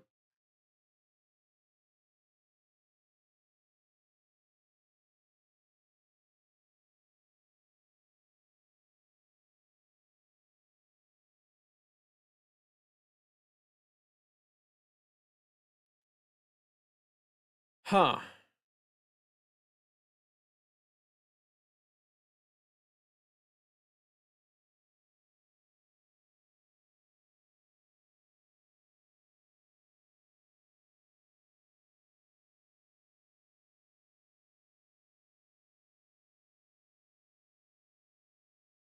I just have to try to stay alive. That's the only. I don't see any other way out of it. If I had a blue, I 100% play the plow under because I think this is Blood Rush Bellow. And we just like buy more time by doing that because he can't flip or he's going to banish all of them. Because I don't think he's seen one yet. But I think we just die this turn, to be honest. We haven't seen.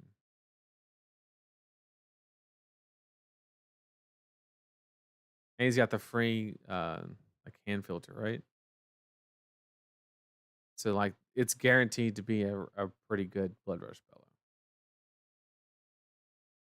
Pretty guaranteed.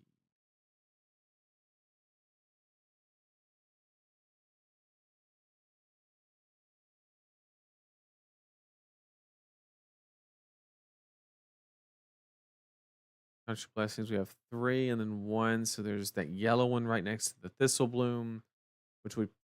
I don't know. Let's see it.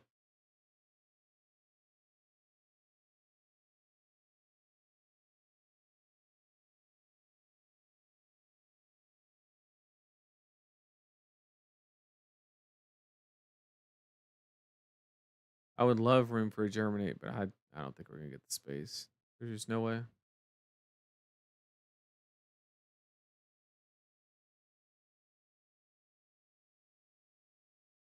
Okay.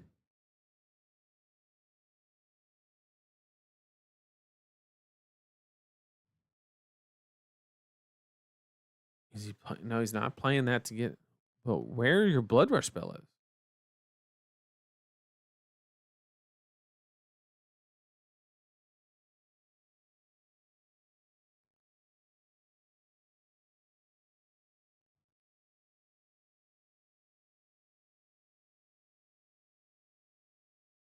$11.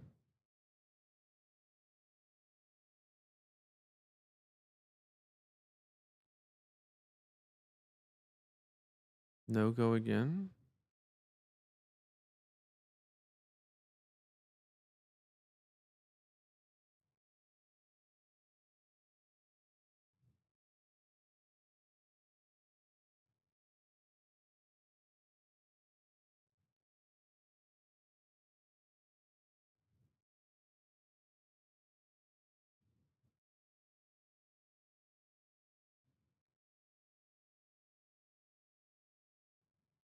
Hmm.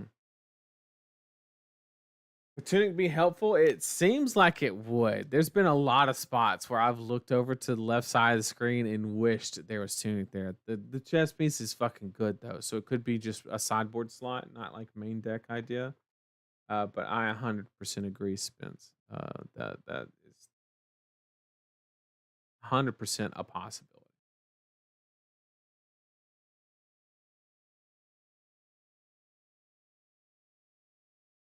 No, we don't want to pitch that. We want to play that.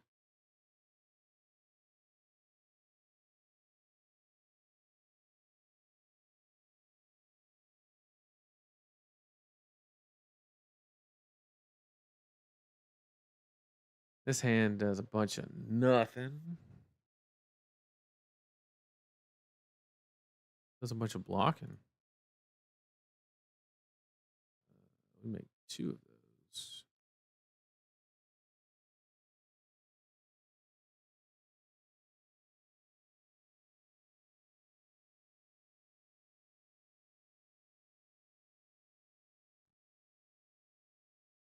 Okay.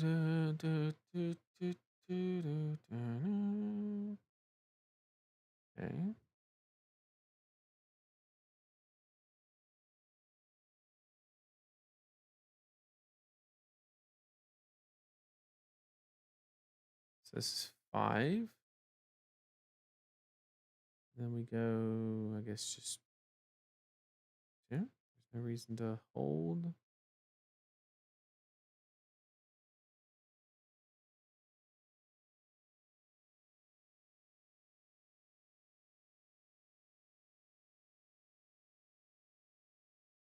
So we are maintaining. We just gotta get a Thistle Bloom attack kind of quick.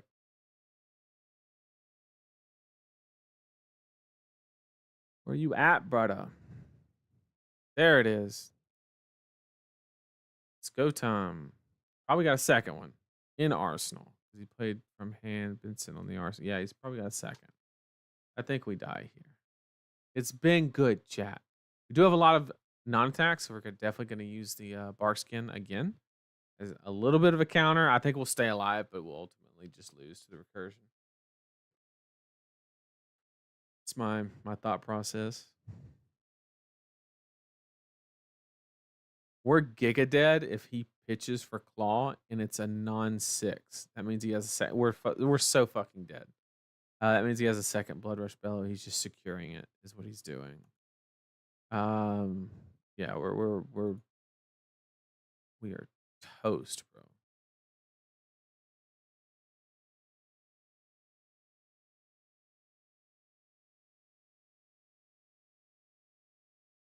Play your second blood rush. Draw into your third. Oh, or is there another miss? Is that what's? Oh wait, I don't want to pass. I want to block. Since I can block for 5.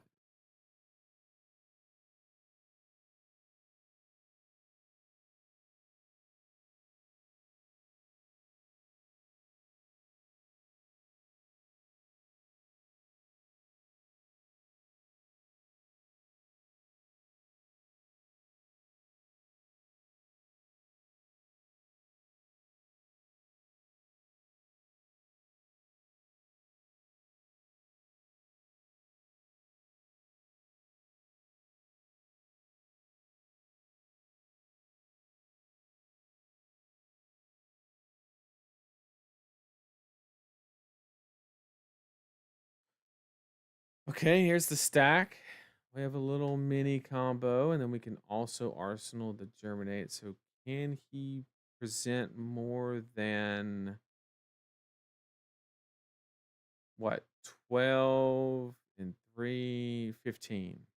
We have a very good chance of winning if he cannot produce 15 damage. Uh, which that's a great start in, that being unlikely. There are a number of misses, although that sucks.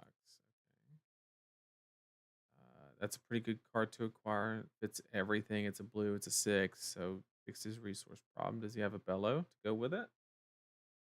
What's going on, Nathan? Can't wait to rewatch the lesson part. Been waiting for this one. So we just a heads up. It was very brief. I just kind of went over one play, how I thought was very interesting, and kind of explained a couple concepts that we didn't go super deep on this one. I wanted to just kind of hang out. I was a little bit tired and wanted to just hang out and play some games. You know, I feel like the streams have been lacking the gameplay. I've been getting a lot of feedback that you know there's stuff that has to be done, important updates, tier list videos, the huge, but there's also good opportunity to like just play some games. All right, more setting up. You got to do 15 damage. I don't know how you gonna do it, but you better do it.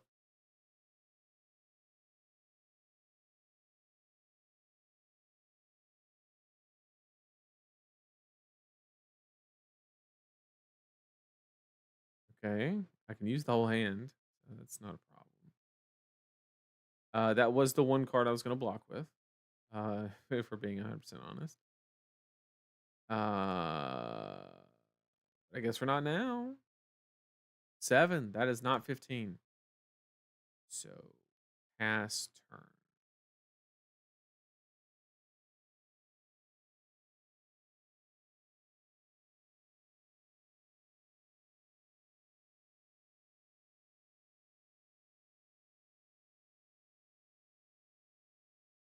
Okay, we go here into here.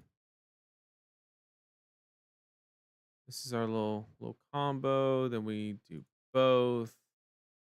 So it should be more than 10 rune chance, right? Plus the extra one on Florian. So now we're at 17 with a Germinate in Arsenal, and we kind of stabilized the life total as well. We went up on overall life. We still have 3 armor. We have the attack to kill. And we actually have the ability to sync the Arsenal as well. So we can literally block. I mean, we could do anything we want. We can play Germinate. We can die to Blood Rush Pillow. I mean, opportunities are endless. Why didn't they swing Claw? Sure hope you have 1 attack left. Yeah, we got plenty of attacks. We've been tracking. There's actually the top card here, I believe, is an Autumn's Touch as well. We had a few options there.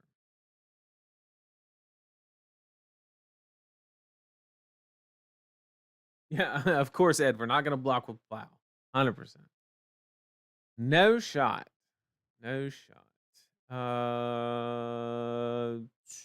want to take this. See what comes.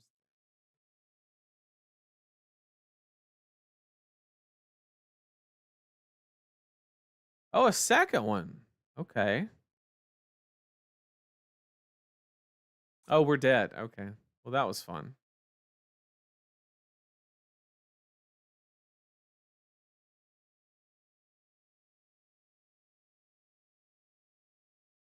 So just a little bit too late, I guess. We have 17. Bro, a Rune Blood Barrier right now. You fucking gas. I tell you that much. Uh, 7 into. I mean, there's a Dread Screamer and more. I mean, we might mm, we'll survive probably, but I think we just die because we can't actually discharge the rage chance. Believe that to be the case. We're still gonna wait and see what comes out.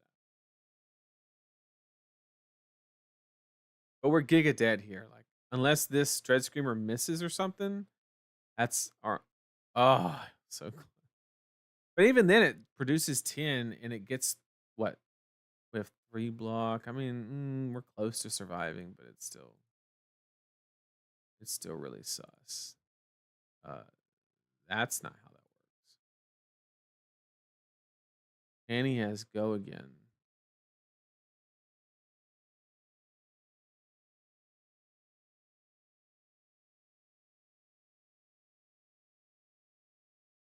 They played extremely well. GG's.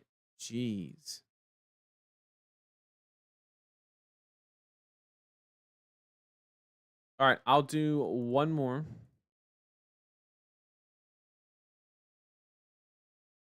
to give a better example. So we are learning some stuff. Um, we cannot pay the opportunity costs associated with siding out Carapace, no matter what the matchup is. So we need to adjust the sideboard plan of the DRAC package and being a 1-for-1 swap. We need to make a minor adjustment, whether that be um, we might have to entertain the idea of taking Sigil out. I'm not sure though. Kind of sus. Here we will go first. And once again, I'm just gonna play the life gain, which is probably correct because they're gonna try to set up on you. Um, which means we definitely cannot play reaping. But now we're not gonna make the mistake of not running Carapace. We do want to run that card. The question is, what do we take out? And in this matchup, it's probably gonna be Tree, to be honest. Um,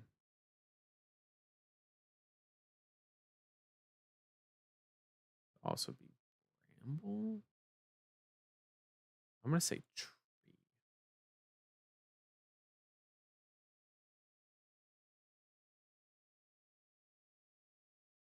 Tree, final answer. Um,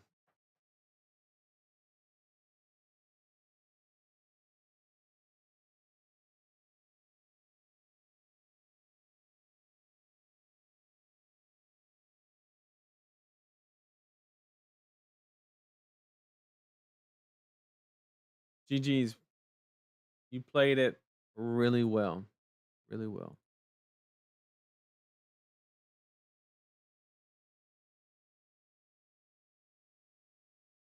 Arsenal. Well, bro, bro. Andy has reaping blade.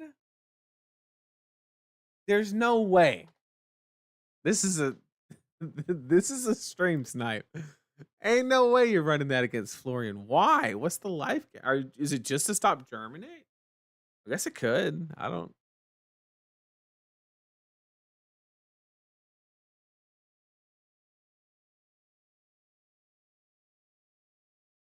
Brother, please attack me, bro.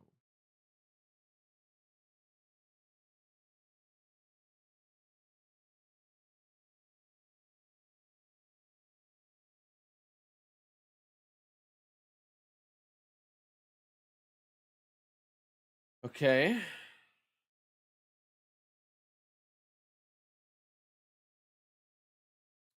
This is actually good because it means we can resolve two CYBs because we can play the yellow one to go up to tie.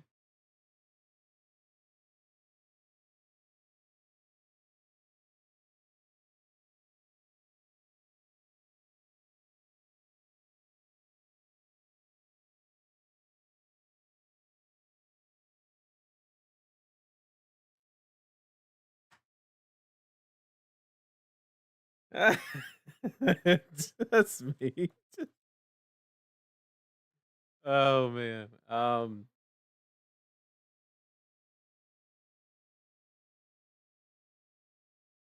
I think we go ahead and resolve the red to guarantee the value. We can't make a rune chant. We already have one.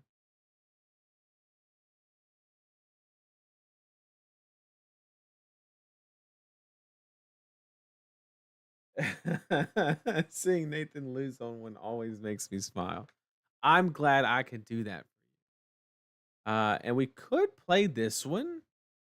We have the resources. It is dead. But I think I'm gonna Arsenal it.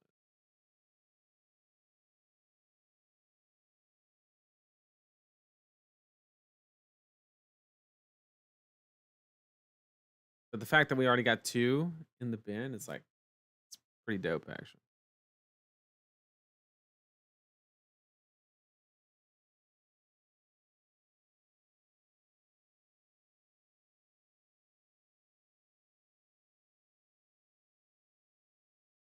Good old delight.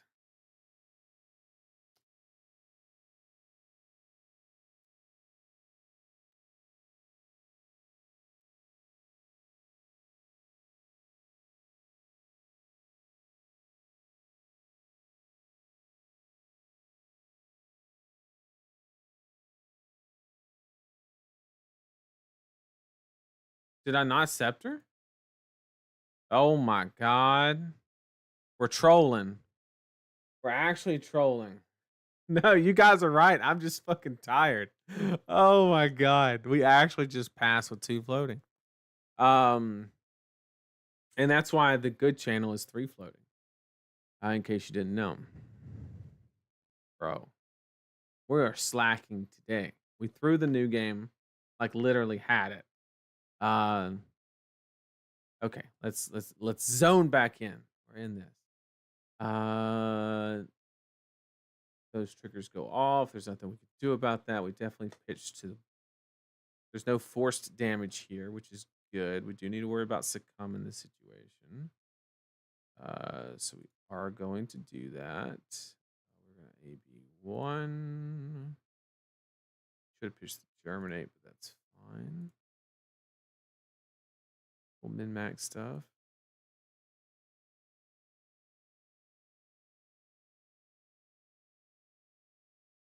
Yeah, we have to do that as well. Is this a purgatory turn with the double malefic?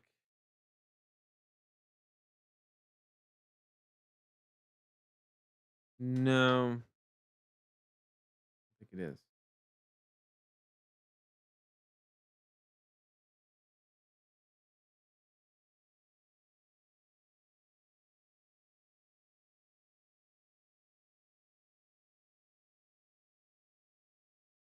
Just really trying to play around Succumb in this situation.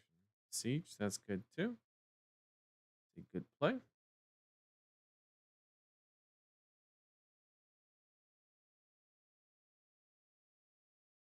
40 plus HP Purgatory would be interesting. Yes, but what if? It would have shut the shit down. Well, no, because you would have pitched. Yeah, we would have got blown out. We would have got destroyed. But that's okay. We are not going to prevent the one that is.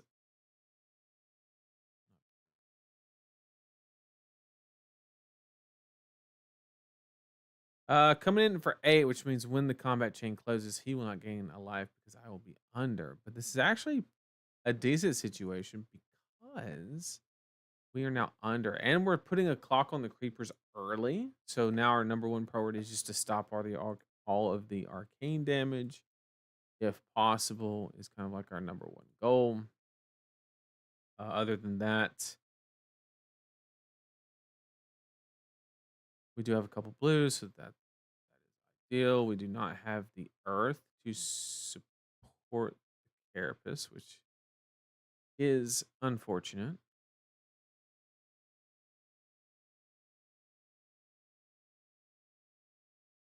We have another Deathly Well. Probably another Creeper's activation. I need these rune chance to. Oh shit! I need these rune chance to stay at 3, ideally. There's no break point on the blue. Machinations is fine. We can work our way around that.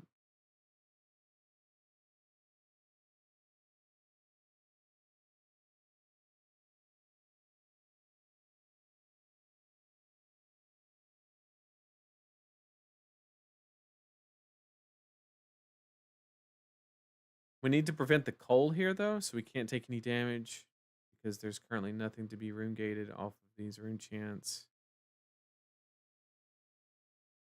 We have to stop the arcane and not take any damage. Priority number 1.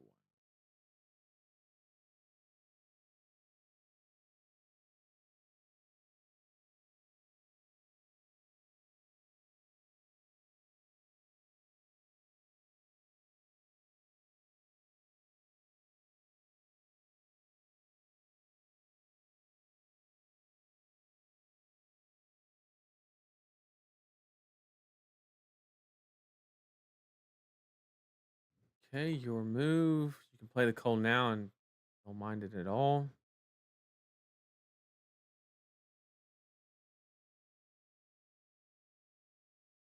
Eloquent Eulogy did not break the chain, which means we cannot decompose. Okay. But we have to get rid of creepers. That is not an option.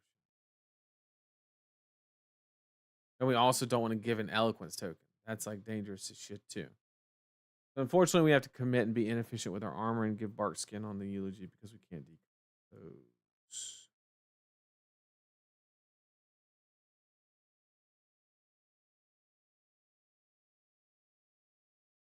Perhaps replace sigils with fertiles in the main board to get decomposed targets. Keep in if you that the problem is like if we play the Reaping Blaze strategy, like fertile can be punishing, whereas sigil it's a 1 card play. It's not a huge deal.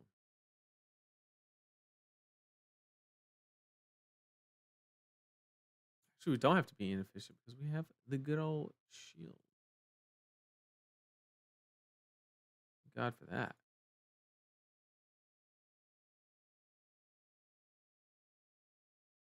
So we stopped all the damage.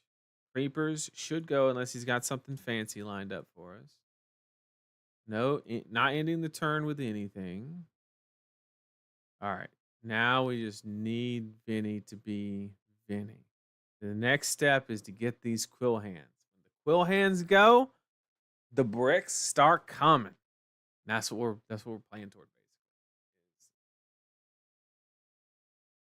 Is that situation. Okay, so do we have a dirge? Is that why we're banishing that?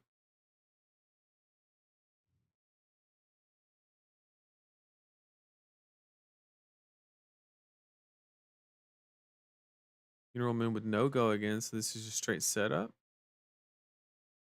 Okay. I can work with that.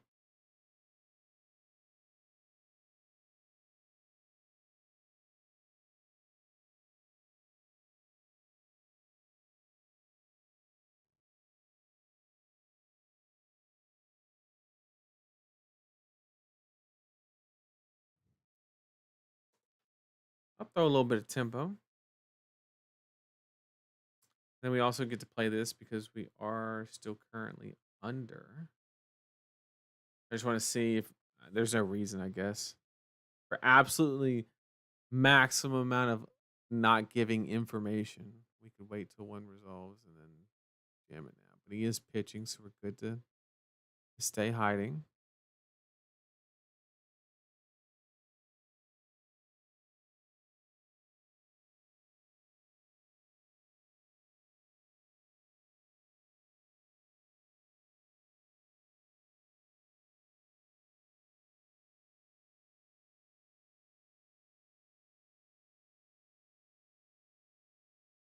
Okay.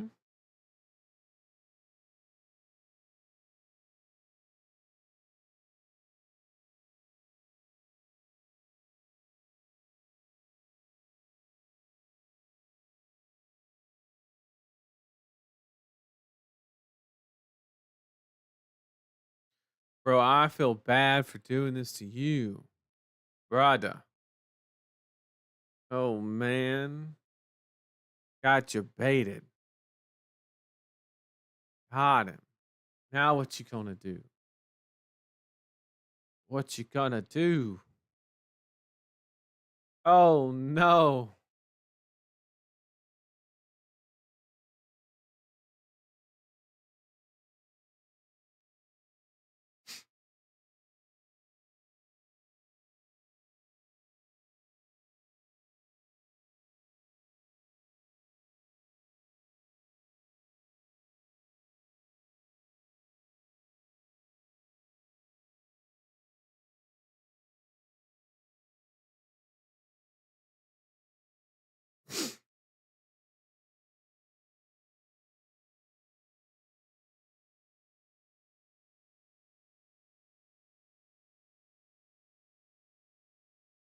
Haunting rendition, that's pretty good. We are lining up the D-react to start decomposing though.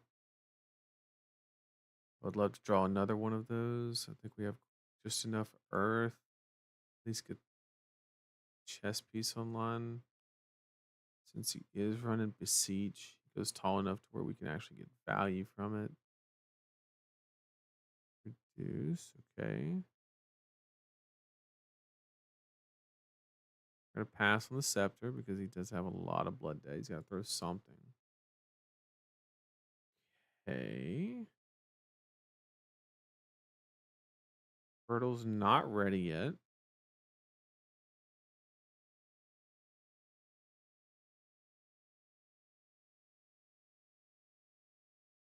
Okay.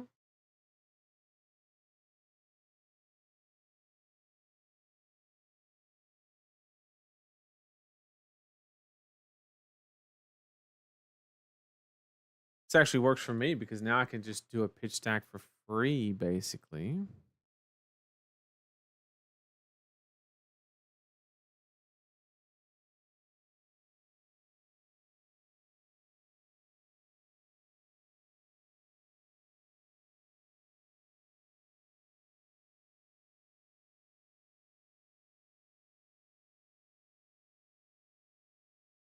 And then we'll put the Thistle Bloom right next to the Fertile.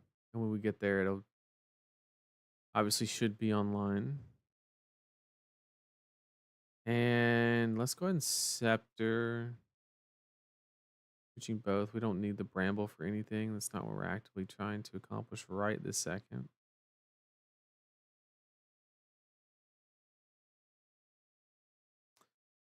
The problem is that I don't know exactly because creepers are gone now. Like this is really risky. You're basically waiting for a very specific hand, I think. I mean, without being able to creepers in a puppetry, eh, just seems a little sus. These all red hands are absolutely juicy.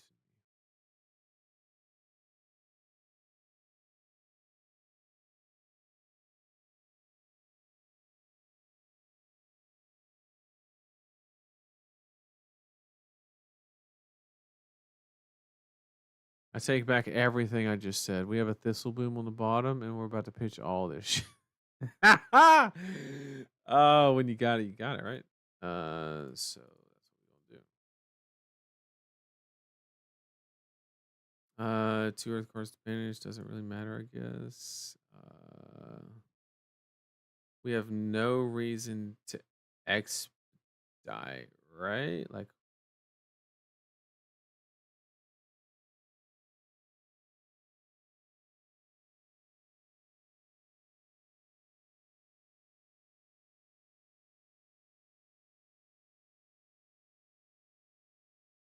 yeah, now we got the four, so at least the fertiles are on and the equipment. We do need this will go in the bin, so we are missing our decompose, which does make this a little weaker, but I didn't know if it had counted yet was the problem. It said I checked for 3 and it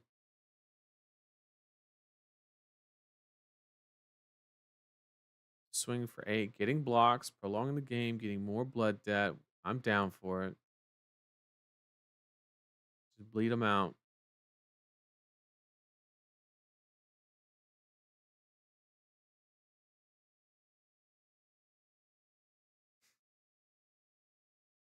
Okay, what we're gonna do in this situation is play an arcane seeds.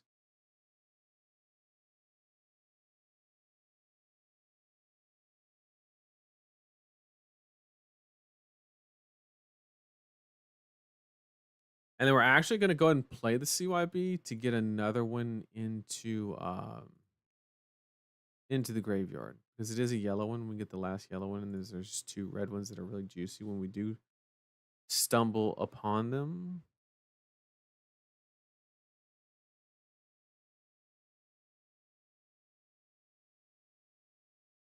Obviously, no effect, but it gets it in the grave. And then we have the ability to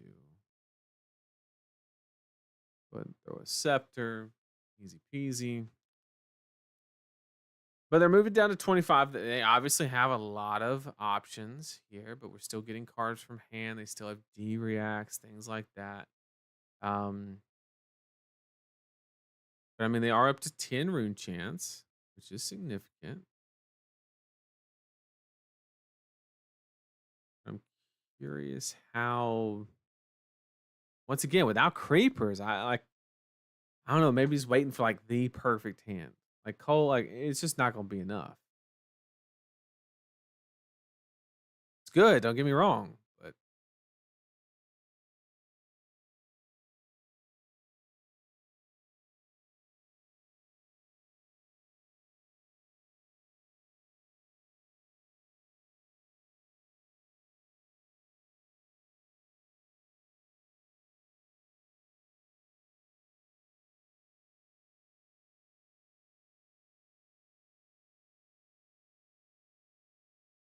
this feels like a Monarch draft game.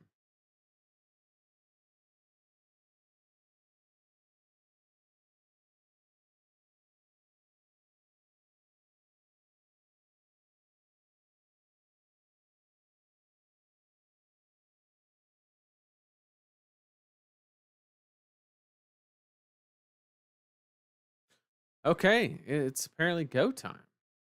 Or no? Okay, we have shadow puppetry, but no creeper.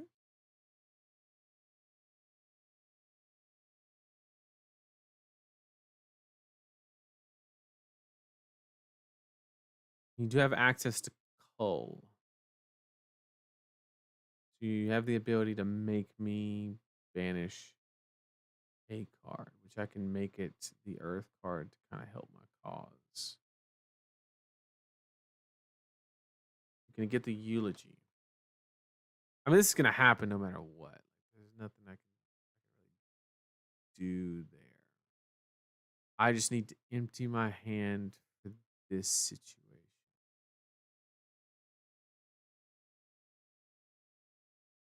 Two malefics has to have something to secure that.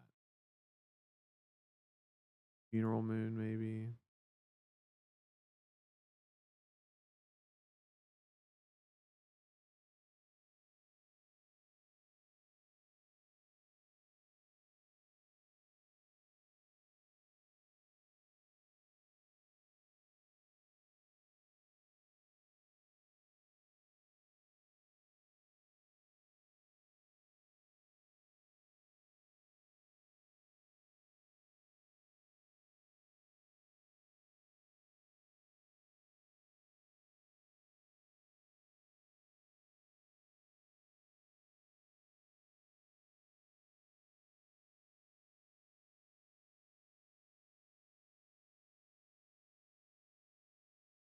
Okay.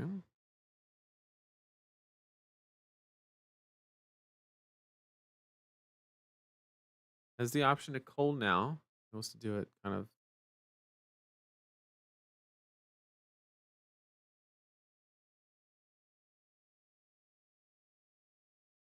Do want to stop this shadow puppetry trigger in case it hits like funeral moon or a coal or something. You can just play it for free on the eloquence token, gain an action point. That's not an ideal situation. So in that case, what we're actually there, use the root bound that's in arsenal because that's the one he knows about. Although I guess we need to get rid of the one in hand because he could just play the annihilation. So we need to empty the hand as quickly as possible.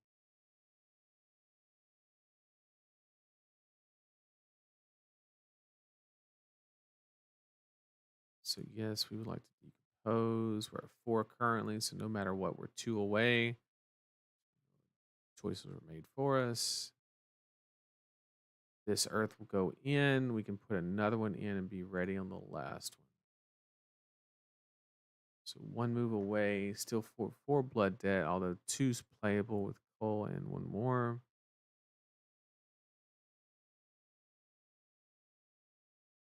Now he probably plays coal because his hand's empty. Seems like the strat.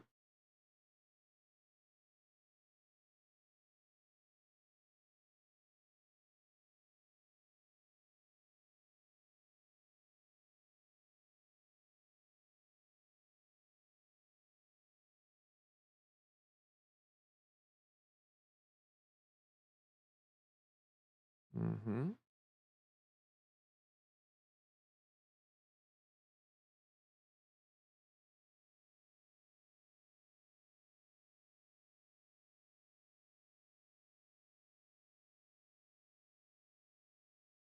It's been some long games. Fatigue is setting in. 9, we're gonna yep, he's gonna shoot the last card. That's fine. Then we'll block from arsenal. No big deal. Let's go and get the block value. I know we can't decompose on it, but at this point, I'm worried about a. Well, I guess widespread destruction. I can just get in there anyway, no matter what. But it denies the ability to arsenal something else. I'm just gonna jam it because we do want to play our failings in our plows, probably. Um, we're just 1 away, and it's not like getting the hero ability on is producing a lot of output because we're really just trying to block a bunch.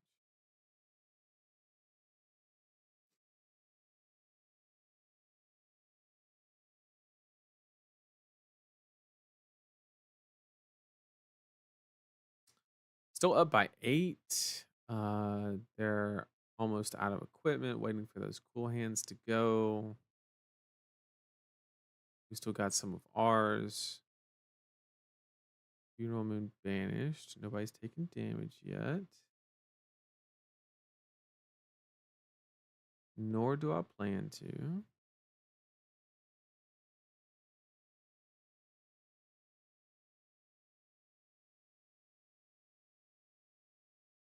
In a perfect world, I had that pitch stack of Thistle Bloom and a bunch of life gain following it. Hopefully, he doesn't hurt himself enough to where we can get our life underneath and then just throw all that on a Thistle Bloom would be like really sick.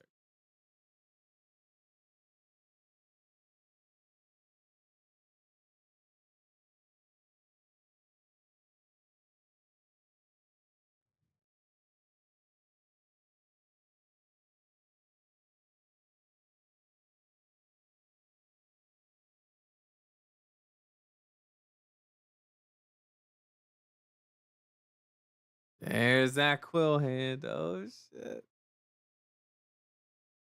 You gotta do it now.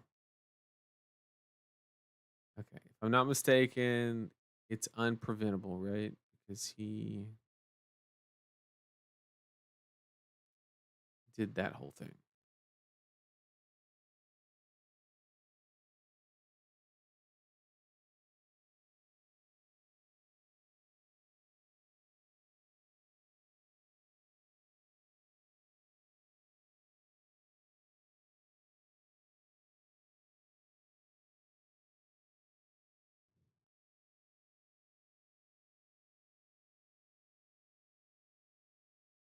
I know you probably wondered why I'm taking this damage, but the answer to that question is go ahead and go ahead and purg.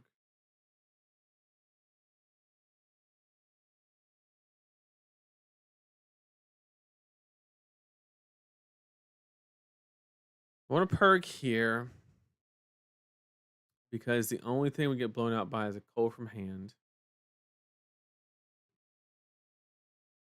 which it's actually pretty likely that that is the case. But I think it's the risk we have to take because with the go again, it's very likely that, we actually get something. There's the power and get us online. But I don't know if we actually need it. Going CNC might just be better. Been on the Arsenal for a while.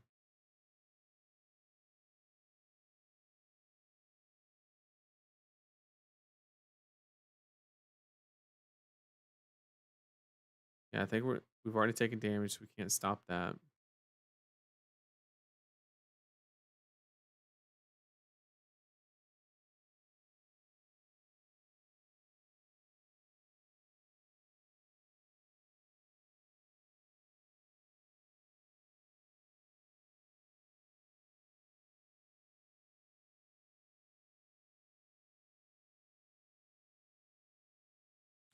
Ooh, that's good. I mean, yes, it's good, but it's not like the end of the world because I'm fine arsenaling either one of these. I'm a-okay with it.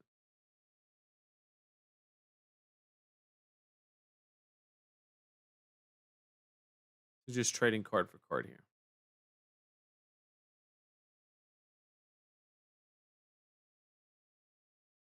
Fine.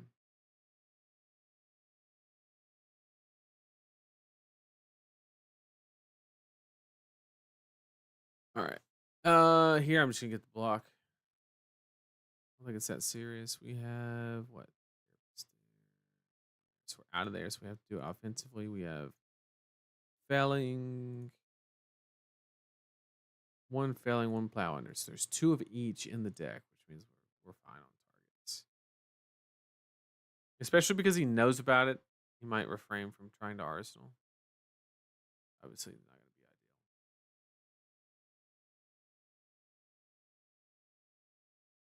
That's an expensive card to play with no. Well, I guess he already has four, so GG. Shit on that.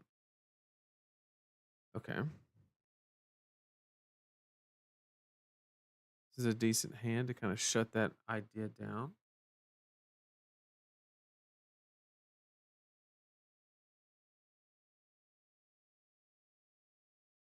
Okay.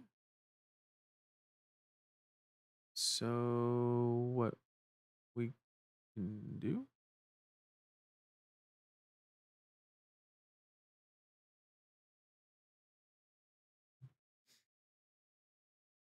is we could take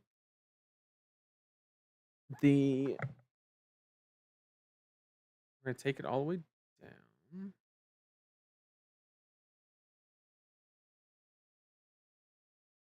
and then prevent one.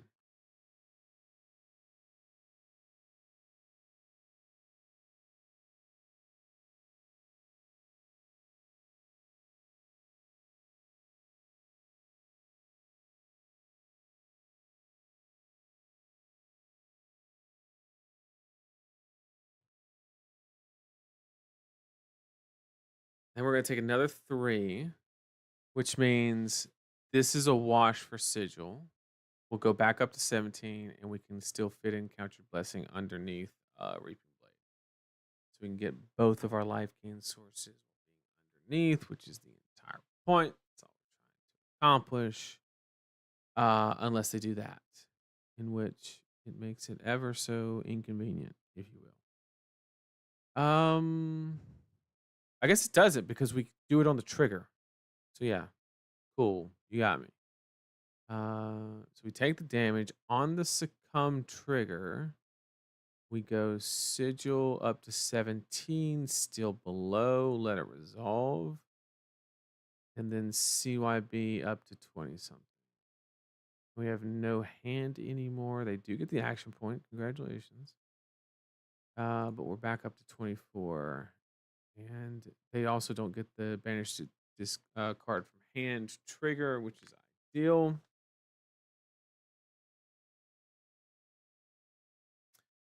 And we got a Reaping Blade. There's nothing we can do about it. Sure, we're going to take the 3 damage. No big deal. They're going to take 1 at the end of their turn. So just walking them down. There's the Fertile along with a Plow Under. So we got options here. But Fertile is turned on. We can play it if we need to. Which means if they do have a lackluster turn, we have the ability to block it out and gain life. Or take a little bit gain. Kind of like wash the threat density clean. Couple options.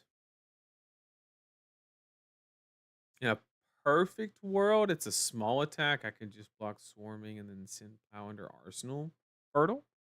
Kind of wait for more rune chance, more damage to get the full value from it. But we do have one, if I'm not mistaken. Yeah, there's no CYB. We got one CYB left in the pitch stack next to the Thistle Bloom, which is still four hands away. That is Malefic number 1, 2, 3. That's the last red one, at least. Probably has 1 or 2 more yellow ones, which I'm less concerned about, especially with all the equipment gone. This could be just be a dry pass, to be honest. Entirely possible. Yeah, this is good.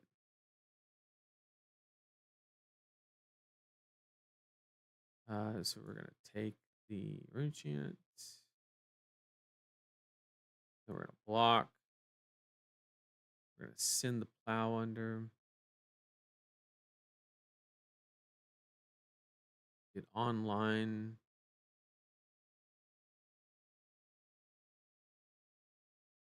Send a little bit of arcane damage as well.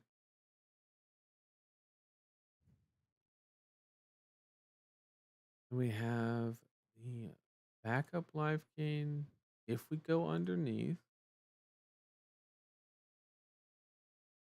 I actually don't mind this call because, with him taking so much damage already, I don't hate this. I took 1 damage at the cost of this because I could have pitched it last turn for a rune chant, which is wildly inefficient, but it is what it is.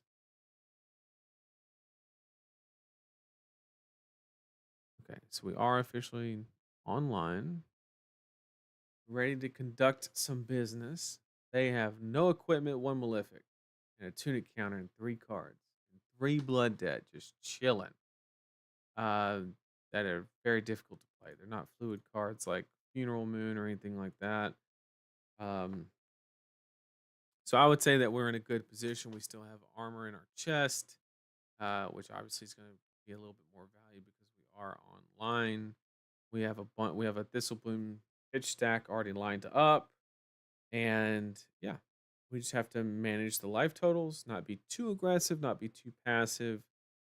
We have 4 turns to stabilize our life underneath theirs. Um, because the worst thing that could happen is we draw that hand and we're above, and with no way to work our life total down, like take damage or whatever. That would be really bad.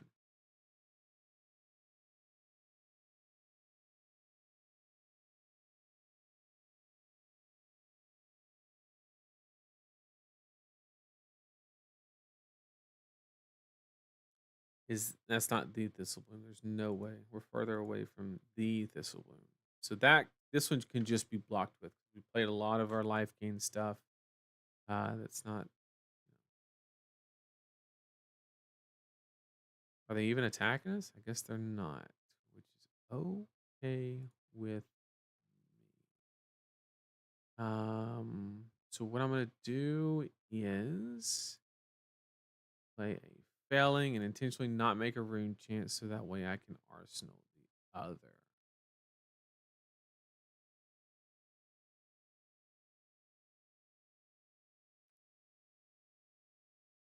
These are really good tempo cards that can kind of grind them out of their really big hands because they're on a clock. So we're just trying to reduce their hand size, reduce the capabilities or ceiling of their turn.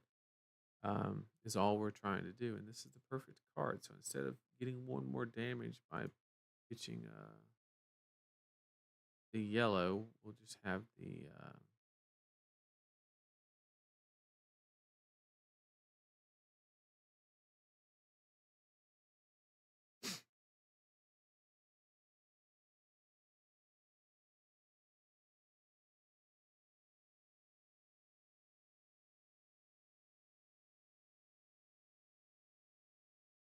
and coming in with 8 while you're at 7 basically says you have to give me 2 cards, right? Um, is this a real deck that has better advantages in certain matchup? Yes. Unfortunately, we have not played matchups where that's been shown very prevalently. But like specifically in the mirror match or anybody that's actively trying or guardian where they're actively like trying to um they're more than okay just giving you tempo is one of those situations where um the life gain package I believe is worth it. This is a very early deck build. It has not been tested or put through the ringer. This is just an idea. Um, I'm trying to showcase how assumptions that are common, like Florian not being able to utilize tempo, you can solve those problems in deck building. So if you show up to the Pro Tour and that's not how things turn out, well, this is like a good example of how that doesn't always play out that way. Um,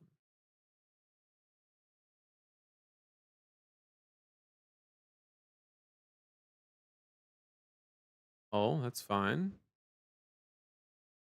So you're gonna send something at me and take 2 damage. Okay.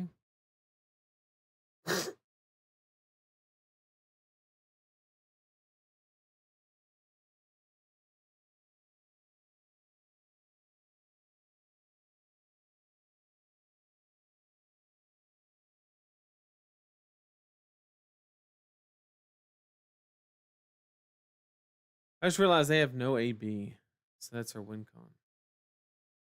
Should have realized that way sooner. But what can you do? Um,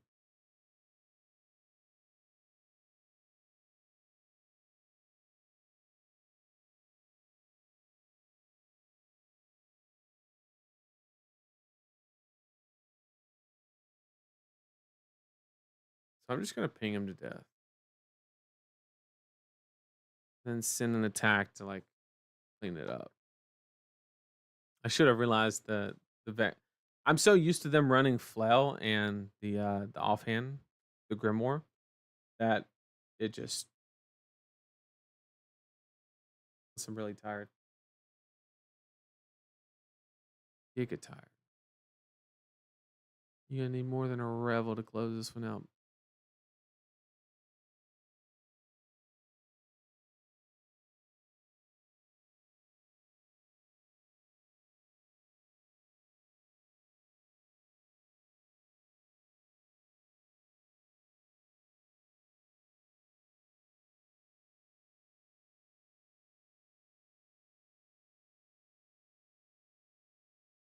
We just don't take damage and we grind it out.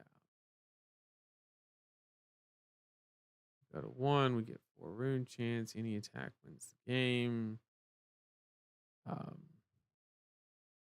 like I said, Vinny is if you play against somebody that knows Vinny, this shit can be exploited. I keep trying to. She's good. She beats Aurora.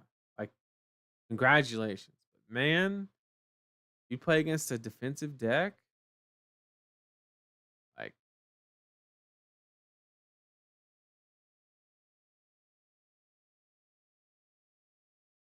they could just manipulate the game and just like literally hold you hostage. Um, but it is what it is. But I have already stayed up way too late. I got to be at work in the morning. I do apologize that the matchups were really not able to showcase like truly the idea. I think like a mirror match or maybe some guardian, something along those lines would have been a little bit better showcase. But once again, it's an idea. Somebody might take it, run with it. Who knows?